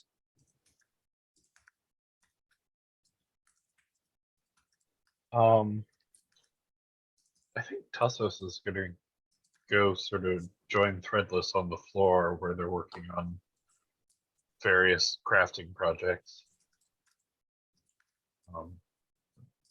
Do you know how to make one of those? You know, it's got like the sun and all the planets and moons, and they spin around and they An go in orrery? circles. Yes. Yes. Would you make one? Sure, but how big do you want it? I don't know. I suppose bigger is more impressive. Yes. How big can you make it? She estimates because I could fill the room with one. Well, that sounds rather impressive. I don't know how we would gift it though, if that was the intent. Oh, it's her room. Yeah, that's true. Is that what you want? Yes. All right. So the hard part is making the planets. I can certainly have glass globes, but how about if you fill them up with different fearful sights that represent the planets? Well, they are all in the night sky. I could help you with representations of the planets. It sounds Maybe excellent. ignite the sun and a bit of the moon. Very well. So we see you turn sand into glass or spin glass and get things and start spinning this out. I think at some point you move over to the spigot to perhaps get some water to assist with your progress here. Except when you turn the tap, water doesn't come out. What comes out? Blood. Oh, I will turn it back off. Bloop.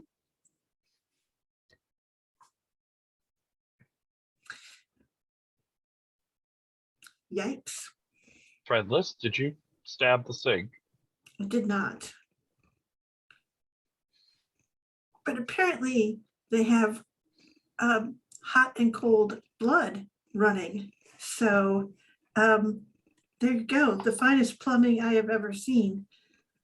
Definitely an undead vampire queen. And I think that's the point at which we cut to, or Devi, kind of at the finish of your walkthrough of these things, slipped past the guards, skirted along the edge of the Queen's boudoir, walked down to the cavern, and I think we see you in this enormous grotto.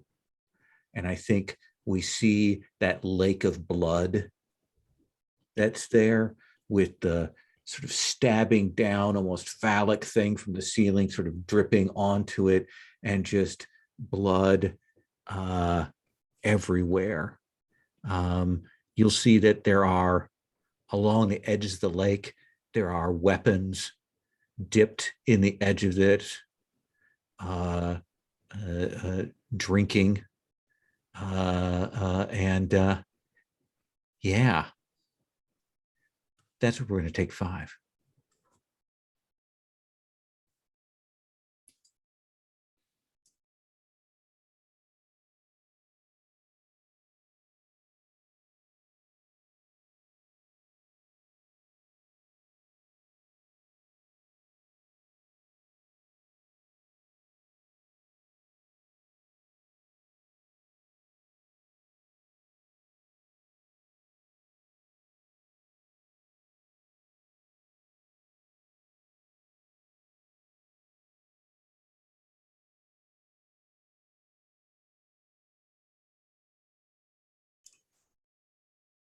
Oh, sorry. Yes. So, yeah, as you say, we kind of knew it was to be something bad, but wow, how deep do these caverns go? I think it feels infinite.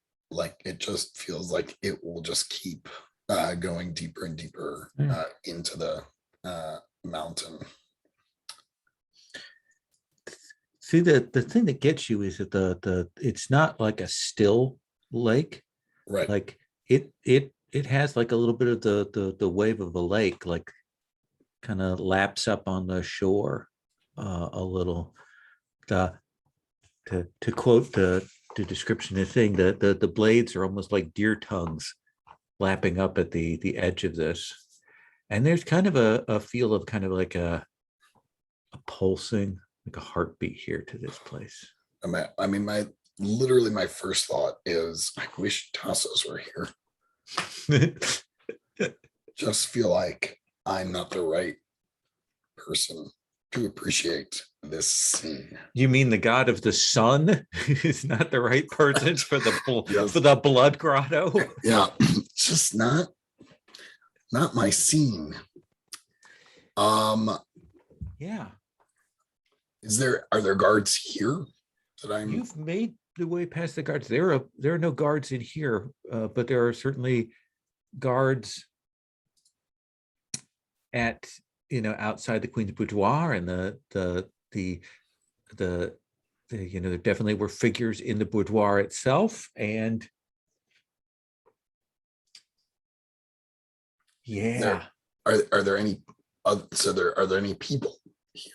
No, you don't see any people in here. And is it dark? It ought to be dark, but somehow that it has that kind of red light of like a dark room in here.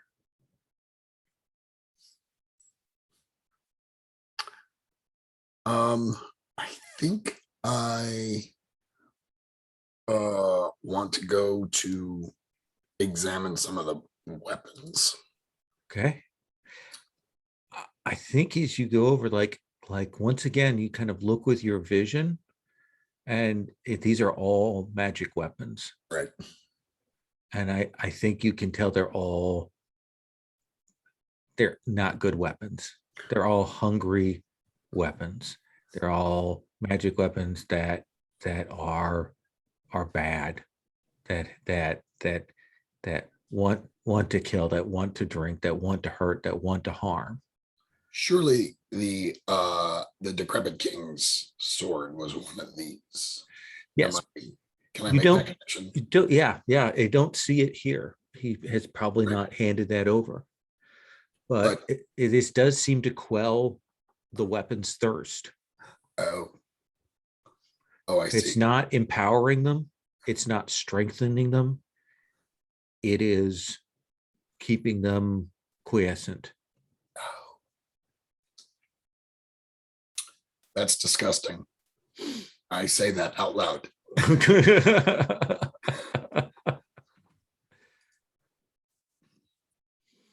It echoes.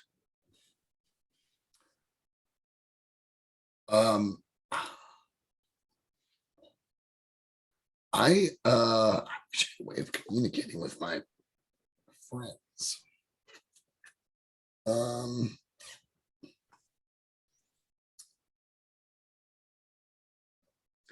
Why don't you mull on that for I will mull. Yeah, thanks. Ransom, Tassos and Threadless are building a giant orrery in the room out of whatever materials and scrap they have around. Kind of large, like it's going to make it a little difficult to sleep in here. But Leslie is like, where? They said for us not to leave, but Ordevi left. Yes. I'll be back. Okay. People are, unfortunately, our crew can be quite rebellious when told to stay in a room. She looks over at Tassos as if that's who she expected that to happen to, but then looks back at you. Let's see if we can find somewhere comfortable, and I'll help her get somewhere comfortable, and I'll get one of these seats that that Threadless has made and sort of recline back. And Big Rattan lazy boy. yeah, and kind of begin whistling a bit, kind of tunelessly, but at the same time fairly pretty, as I'm trying to communicate with our observers, the birds that are there, drawing them, asking them if they'll come and light on my shoulders and me. Yeah. They come and settle on your shoulders. They have no weight to them. I will try to touch. You realize that they're kind of ethereal, kind of phantom. Like you, because of who you are, can kind of feel them, but it's like they almost have no presence here in the world. Their poop does, though. Must mean they eat. Mm-hmm. I'll ask, what do they eat? Oh, she feeds them, right? Seeds, grains, beautiful seeds, beautiful rice, things, yes, broken up for us. Would some of you mind flying about the palace a bit? That's what we do. Well, and I will direct a couple of them off and observe the palace a little. Why don't you roll me a d20? All right, I'll do that. 19. So I think you'll see out back, there's a big cemetery. Clearly hundreds of headstones, at least 100, crowded together. It looks like a cemetery for the royalty. They've been here a while. You can see that there's the kitchens, big boiling pots of things. You can see that the gaol and the cells are right close by the kitchen. Well, that ain't great. You can see that there's a treasure house. Can't quite see into it, but you know that there's a treasure house. Ooh. And I think at some point you will be looking through, and you will see a pasa settled into a room, and you'll see him settling down for the evening, and you'll see him take off his hat. And I think when he does that, you'll see the chitinous talons unfurl from the back of his head and the bulbousness of it. And you realize that let me kind of show you a picture. Let me cover up a bit of it. Find something to cover this up with. But so, if I can. And you realize the back of his head is like the back of an enormous tick. Ew.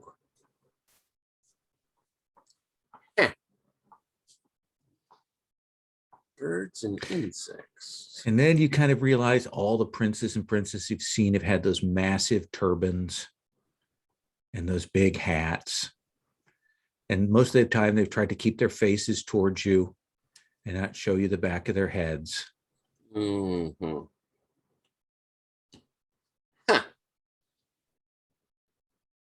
Well, Yes? I will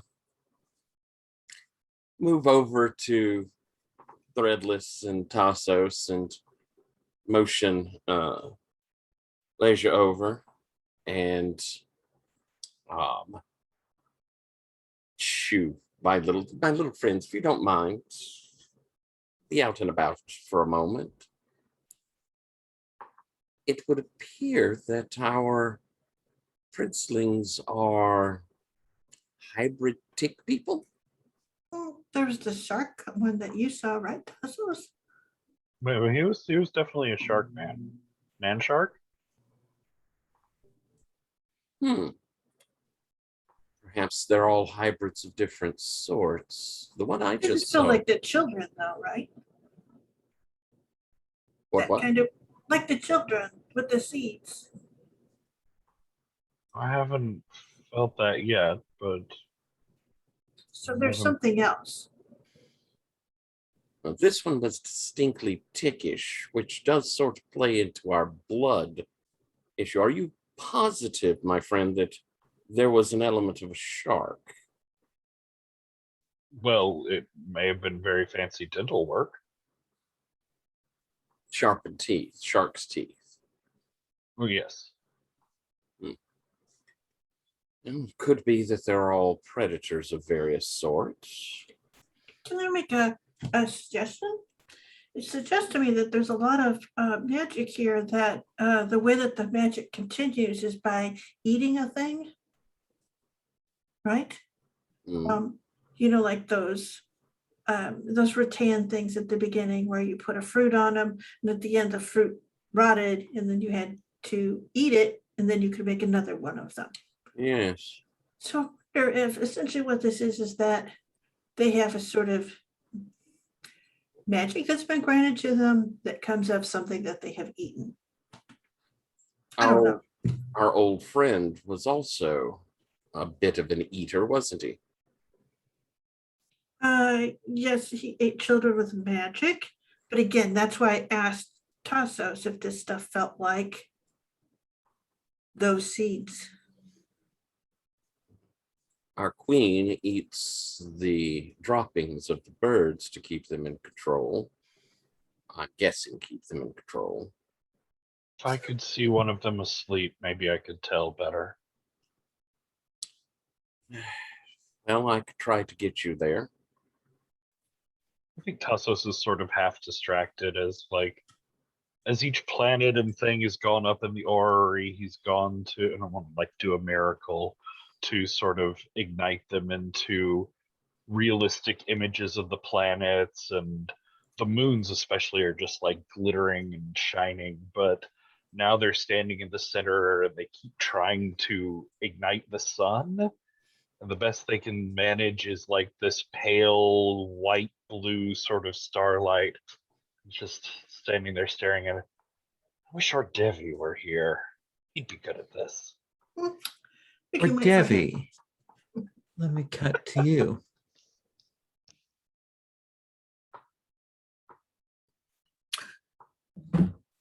Is it possible that I perceive any of the birds?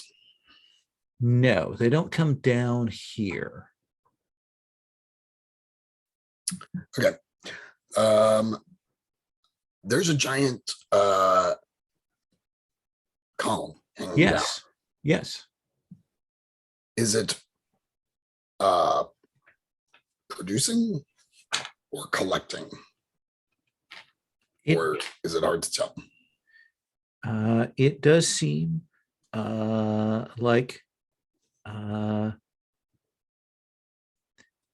actually what it is collecting. Okay. Like maybe it's what feeds the pipes. Yeah. I don't want to break it, but I also don't want to cause any trouble. Special trouble. You definitely hear now, since you're just outside the Queen's boudoir, I think you hear some noise coming from the Queen's boudoir, like there's voices and conversation going on in there.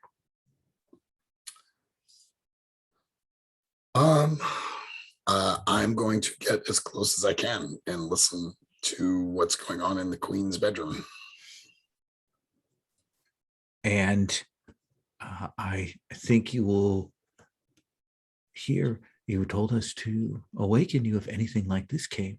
Look.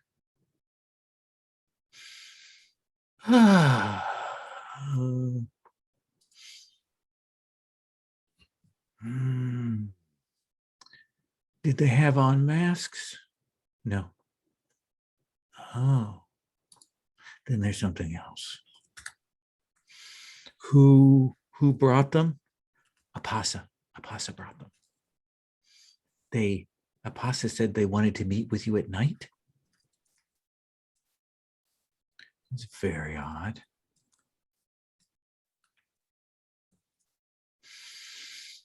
All right. If they are a threat, better to meet them sooner rather than later. Bearers, come, lift my litter up. Send runners to the others, have them bring whoever is here for visitations, and we'll do this thing. And then you hear a sound of kind of noise of movements in there as somebody goes running off, and we cut back. We'll come figure out your response to that, Debbie, in a second. There'll be a knock at your door, Ransom. I'll move over to answer. You'll see this older guy is there. Hey, hello. Doesn't have a headdress on. Greetings. Greetings. I am Ragulo. I am minister to the Queen. Oh, a pleasure to meet you. Oh, yeah. He kind of looks up, and now he realizes in the light that he doesn't actually have any eyes, that there's just skin that's kind of grown over that. And he says,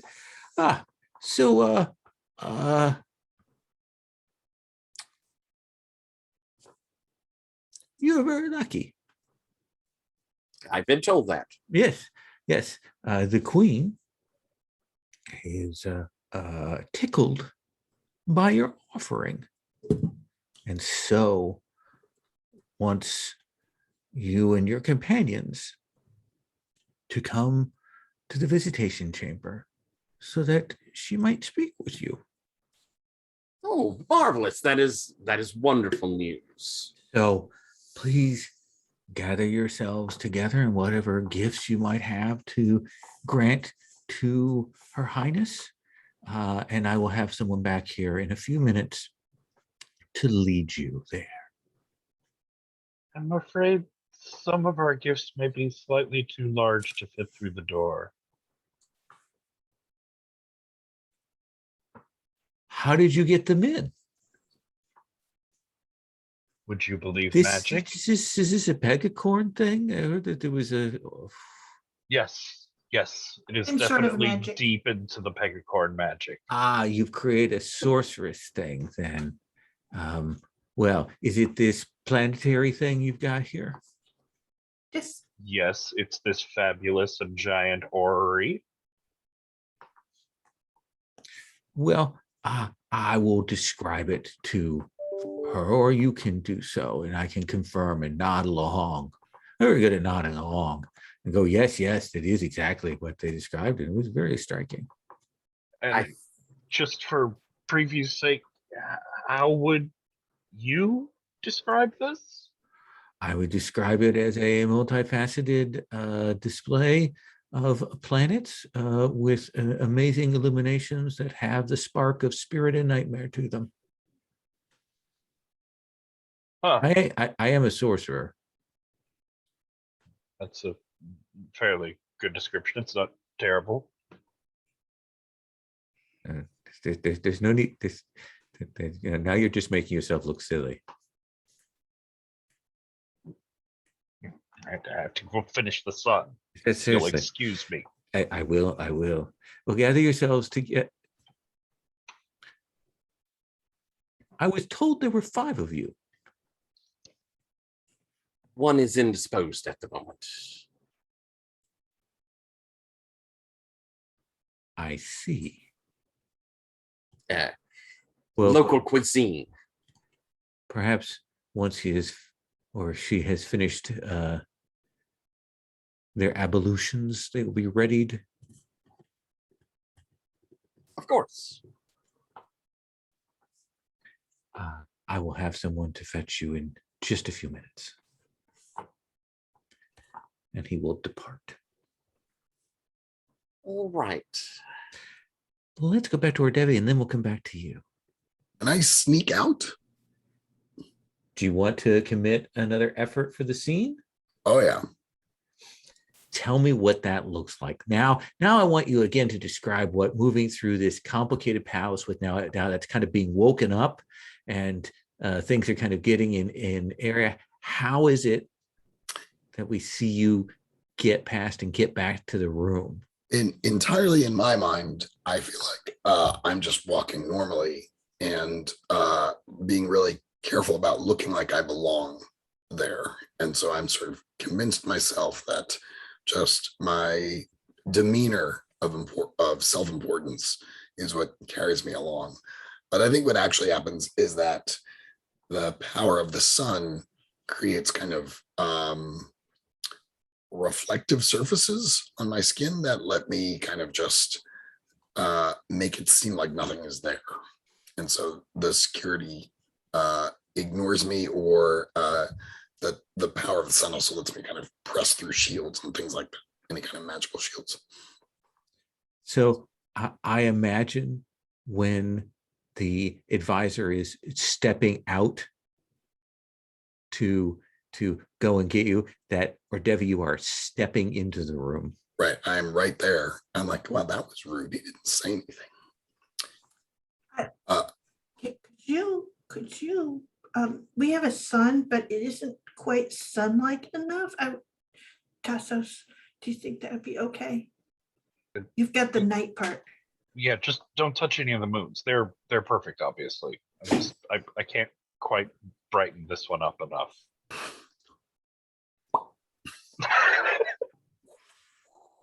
Now it's very bright in here. Oof. Oh, All right. Essos, would you like for me to transport it for you to present? oh, Friends, wait, this is lovely, this Ori, but have I got news for you? Oh. And I will make sure that our friends are not observing too closely. Disperse the birds. Yeah, yes. I'm going to guess yes. And the minister. So I wait think them he away. left, didn't he? Yes, he would have headed out. So, but yes. There's a room, a cavern really, I believe it's called the Grotto, that is essentially a giant underground lake. Oh, That's not the weird part. It's a lake of blood. They have piped blood running to the room here. They must get it from the lake. Yes, and she turns it off real fast. That's Nope. disgusting. Now we know that they collect a lot of it. That's why everyone's wandering around a little wan and weak. That's not the weird part. Oh, okay. Wait, what? There are weapons. The found weapons. They're situated around the lake, and they are drinking from it. Like the cursed sword that guy brought. That was I imagine that yes, this was a weapon that thirsted. So this is like a place where you take them to retire them. That seems to be a rather good service. I mean, I have to admit, so much of this motif is rather unpleasant, but putting cursed weaponry to rest In a lake of blood. Well, I mean, Not just like a pond. Tassos, I wish you could have been there. did you see a source of the blood? I mean, were they draining people? I did not see a source of the blood. You know they drain people. That's what the tithe is. That seems like a lot of tithing to keep a fresh lake of blood. Maybe if we got on the Queen's good side, I could retire to there. It was very quiet and very peaceful. Wait, did I say the weapons were the weird part? That was not the weird part. Oh, okay. Oh, I didn't speak to her. I overheard the Queen, Mhm. who wondered about us and whether we were wearing masks. I was just probably had the Empire of the Hours come around. I think that was the weirdest part. That one seems fairly natural that she'd be talking about us. Did she seem, was there a positive feel to the people of masks, or how did she seem to react to the idea of them? Look, I've seen all kinds of things. I know all kinds of things, but this place is creeping me out. And I would not say positive is a word that describes anything or anyone in this place. The gentleman that brought us here is a half tick man. I told you I had the weirdest thing. I pretty think you weird. beat me. I was feeling rather ashamed that I had No, only that's half weird. tick man. It wasn't a whole lake of tick men. No. Huh. Well, she's agreed to see us tonight. Go. Let's find out how it goes. Clearly, there's some sorceries here that we don't understand, and they probably have an unpleasant set of methods. Doesn't mean that they are evil, but we can try to suss that out. I will say that requesting or asking for tithes of blood is a whole lot different than, say, ravaging forth, capturing people and draining them. And a service of putting to rest cursed blades is positive. But I tend to agree. There's something rather unpleasant about what's going on. There will be a knock at the door. Awesome. Well, Tasso, shall I take it with us? Sure. I'll put my hand on it and whomp. I'm guessing it's not as big as a cart and team. It's probably a little bit smaller than Yeah. that. it is, but it's spread out. I could probably fold it down. Excuse me. Yes. Oh, sorry. We were just putting the Ori away so we could bring it to give away. Here, and I opened the door. Apasa is there. He's put his hat back on and redressed, and he says, "I was just awoken. Apparently, the queen, in a most unusual response, was willing to come and have you seen." Do you think it was the pegacorn?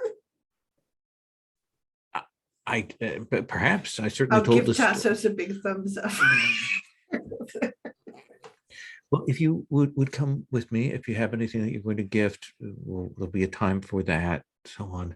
You'll be brought in. There is one other who is here tonight, and so we will also have him come. But you will go first. because Is you're that more- the man with the sword? Yes, but you're Oh. more. Oh, he's a terrible bore. No, you should let him go first, though. He came here first, I think. No. You are more important. Oh, well, that is kind. Yes. Please follow me, and he will take you through the hallways into the grand reception room that could fit like dozens of people to come there. There's the far end where there is a dais and so on and set up, and you'll see a number of these princes and princesses around, all with the turbans and the hats. And Once Tasso sees that the doors and reception room are big enough, they'll definitely change back to Pegacorn. Again, great reactions across the board so far. And you'll come in, they'll certainly stare and talk to one another. A few of them lick their lips when they see the Pegacorn.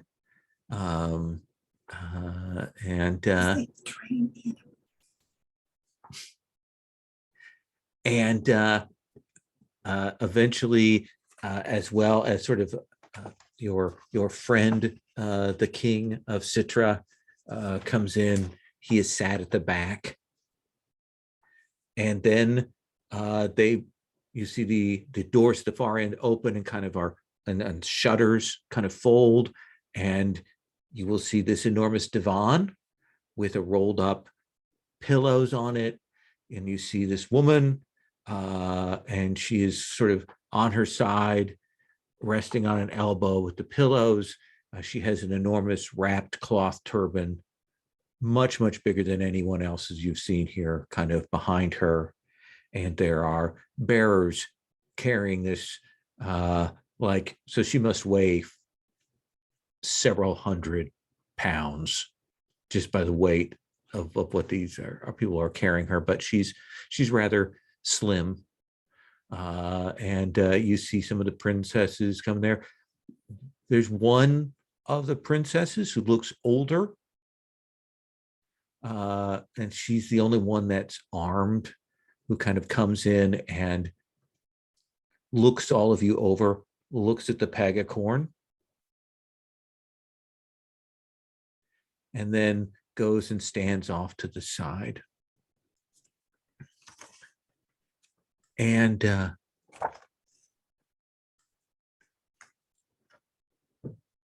she kind of lifts her head up and she says, which of you made this? She holds, she gestures and someone brings the little rings. I did, Your Majesty. She bows. Who are you? My name is Threadless. What are you? She goes, I am new. I am remade.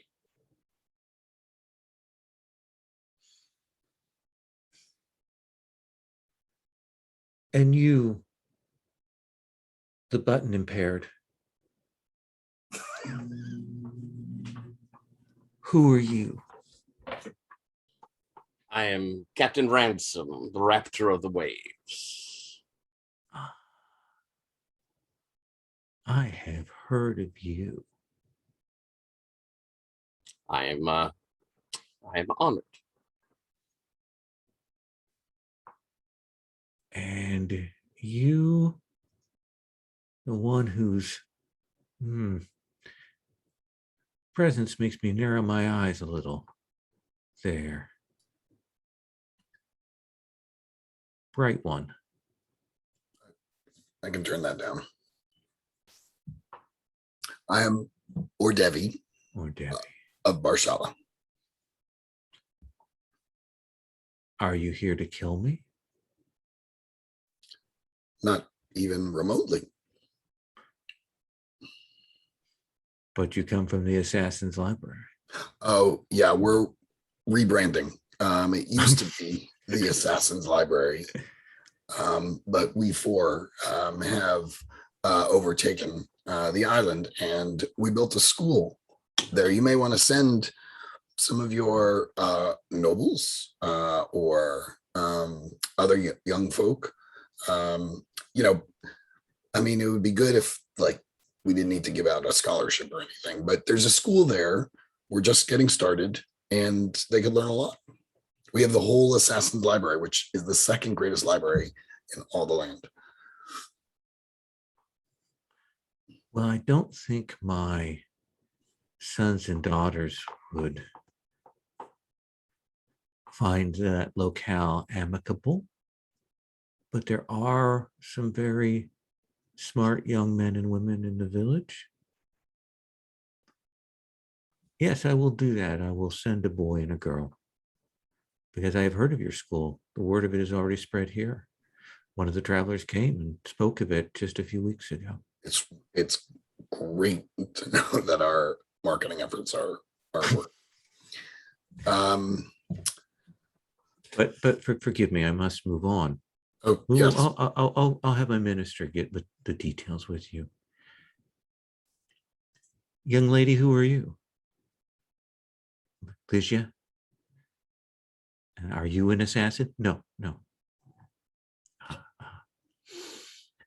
Last but not least, you are the one they called Tassos? Tassos will step forward and begin a courtly bow as a Pegacorn and end it as a Tassos, but still with the horn. Yes, My name is Tassos. Flesh and blood, we are well met.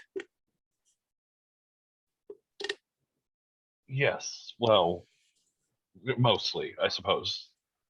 I have to say, I have really been enjoying the vibe of just your everything. You have come here for a purpose.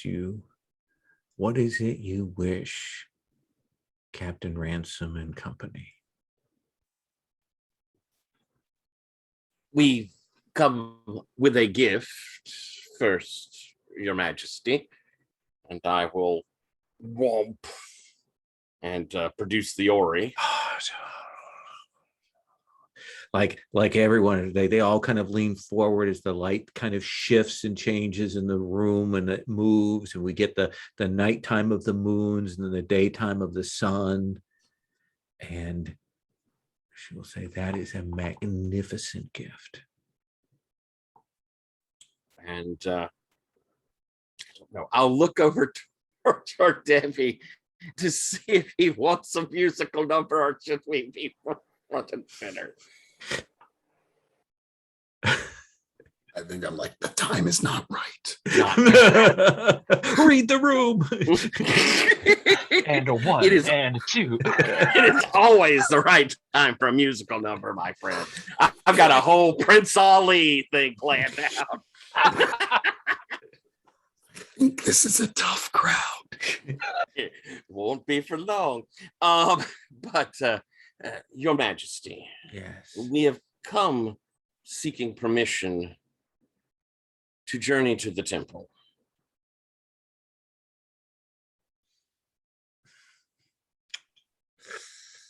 Why? We have encountered information and we wish to extend our knowledge of it. Only evil dwells in that valley. And So some of that it came out and ate my arm.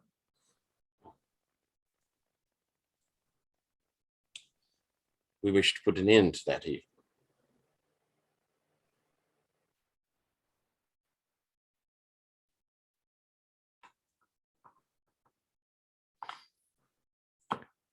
I will give you permission to go into the valley. But I need you and your companions to give me an oath. There are 4 doors in that temple. You may go and you may enter. Do what you wish. But there is a door you may not open. It remains sealed. You and your companions must promise me not to break that seal, damage that, or enter into that place. May we ask what is beyond that seal? 5 corrupt elements lie. Sorry, 4, not 5. 4 corrupt elements lie in that valley. The 4 elements of the jungle, the storm, the ocean, and the blood.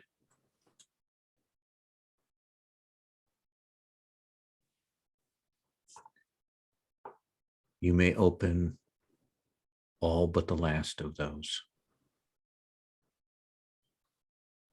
2 of them have already been cracked. I know that. I know that one of the 2 that has been cracked is that of the forest of the jungle.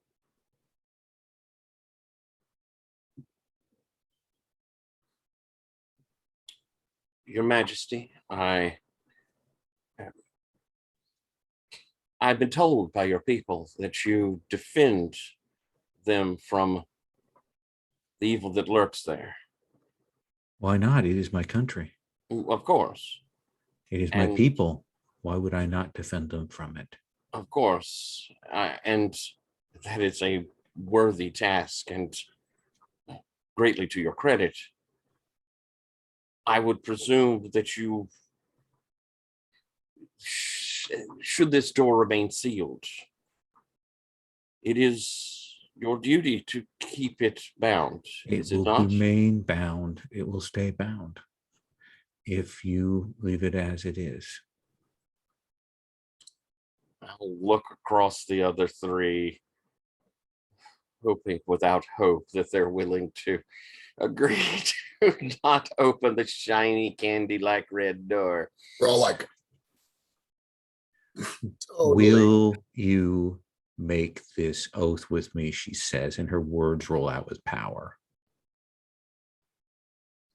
We will, Your Majesty. I am a queen of the blood and hexes, and so swear to me that you will do this thing, that you will not break that seal, that you will not enter that place, that you will not let those things free.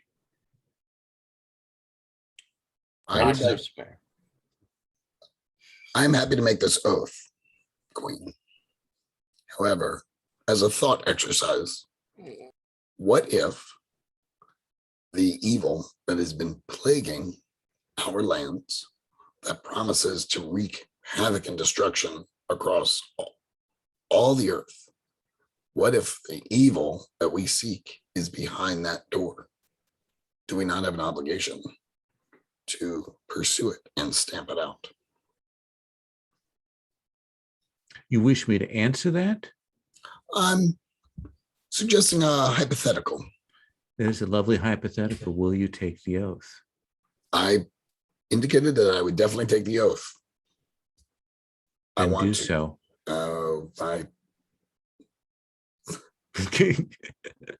Do you take the oath? Yeah. She turns to you, Tassos. Everything else is free and available to you, the other three places. You may do as you will.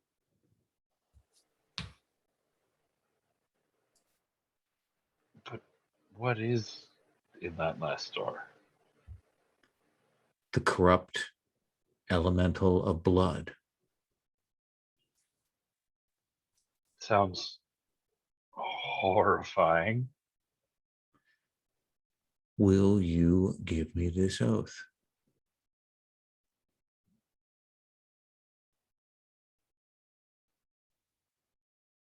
What if we didn't? I think you know what happens if you say no.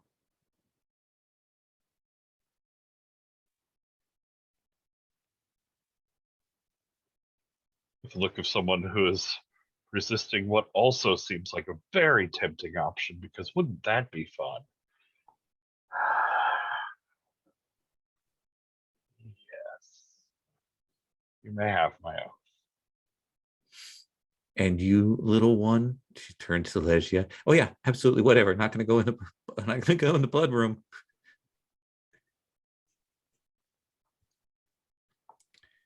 And you, Great Maker? Certainly. So long as you can keep it bound, we have no problem with that.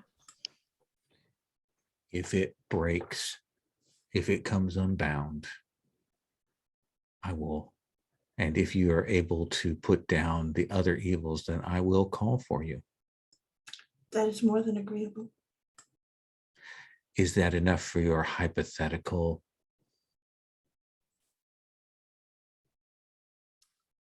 Yeah, I don't think you understand how hypotheticals work, but sure, yes, that's fine. It's like getting to early morning. You're The trying to sun's get setting, over come that on. road.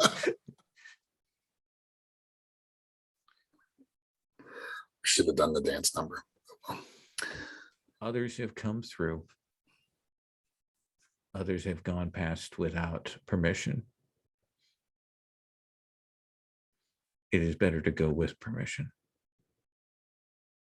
You will find your way unbarred through the valley. if I put my blessings upon you, the beasts will not stalk you. Thank you, Your Majesty. We are very grateful. I hope that when you are done, you will return and share your stories with me. We most assuredly will. With great fanfare.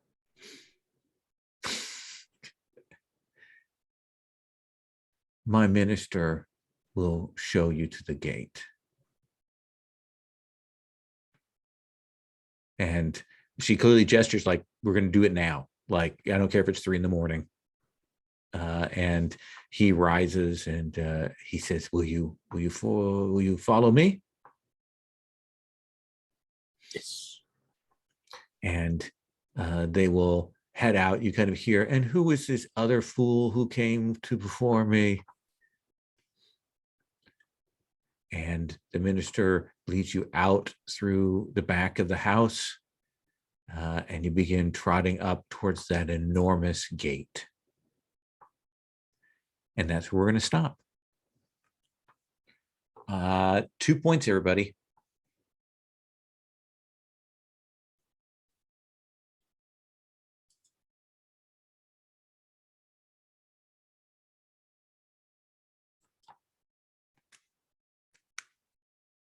Would you mind doing a quick stars and wishes?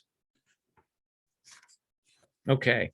Let's start with Tassos. Let's start with Patrick. That was delightful. I thoroughly enjoyed every terrible aspect of her queendom and this castle and herself and all of her terrible children and her weird retainers. It was all just the best. The Grotto of Blood. This is her without the turban on. Oh, that's a lot going on there. Yeah.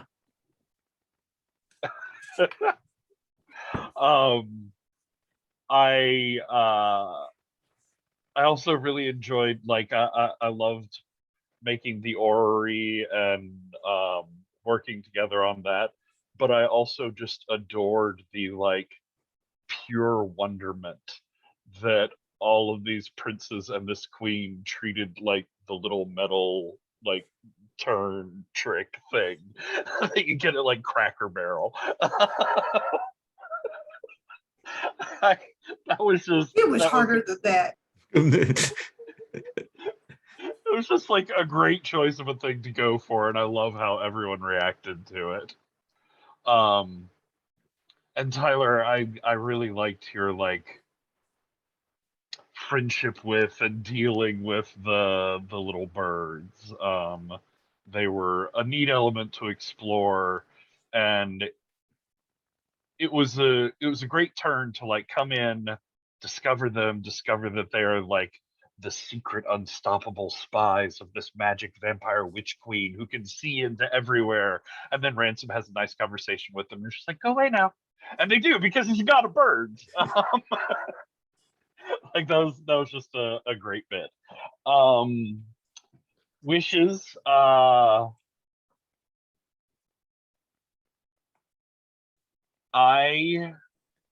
am looking forward to what happens when Tassos tries to convince Uvedro that he was the only one that didn't take that oath.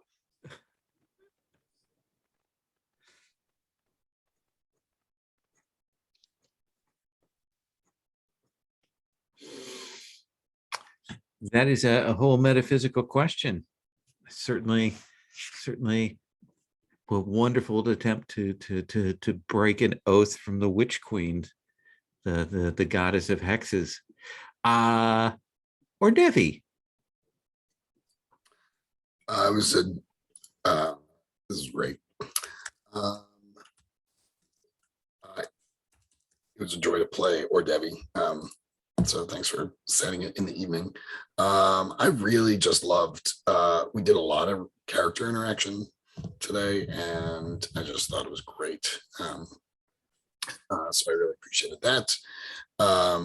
Lowell, since I have the Anjang little book, and I've been putting pictures from it in our notes, I've been following along and starting you because you're really making it come alive. I mean, it's very evocative, but just how you're pulling it all together has just been a lot of fun. My wishes. The temple is interesting, but I'm almost more interested in the jungle itself. And maybe that's not our intent, but I'm kind of curious to see the environment leading up to the temple. Okay. That makes sense. Tyler. Had a blast. I love the creating of things, threadless creating things, Tassos and threadless creating things. I thought that was really fascinating. I thought the what y'all made together was super cool. That was a lovely idea, Patrick. The insanity of the Pegacorn was delightful. Your rant and offense at being overlooked was charming in its way.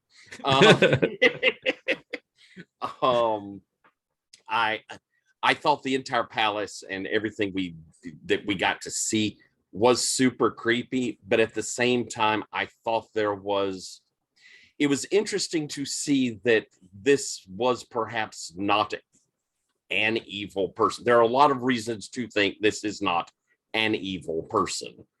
And to kind of work through that ambiguity was really interesting. A lot of fun. For wishes, I agree. I think jungle stuff is super neat. I'm a big fan of the horrors of the Green Death. I just think that's a thing. I can't wait to see this temple.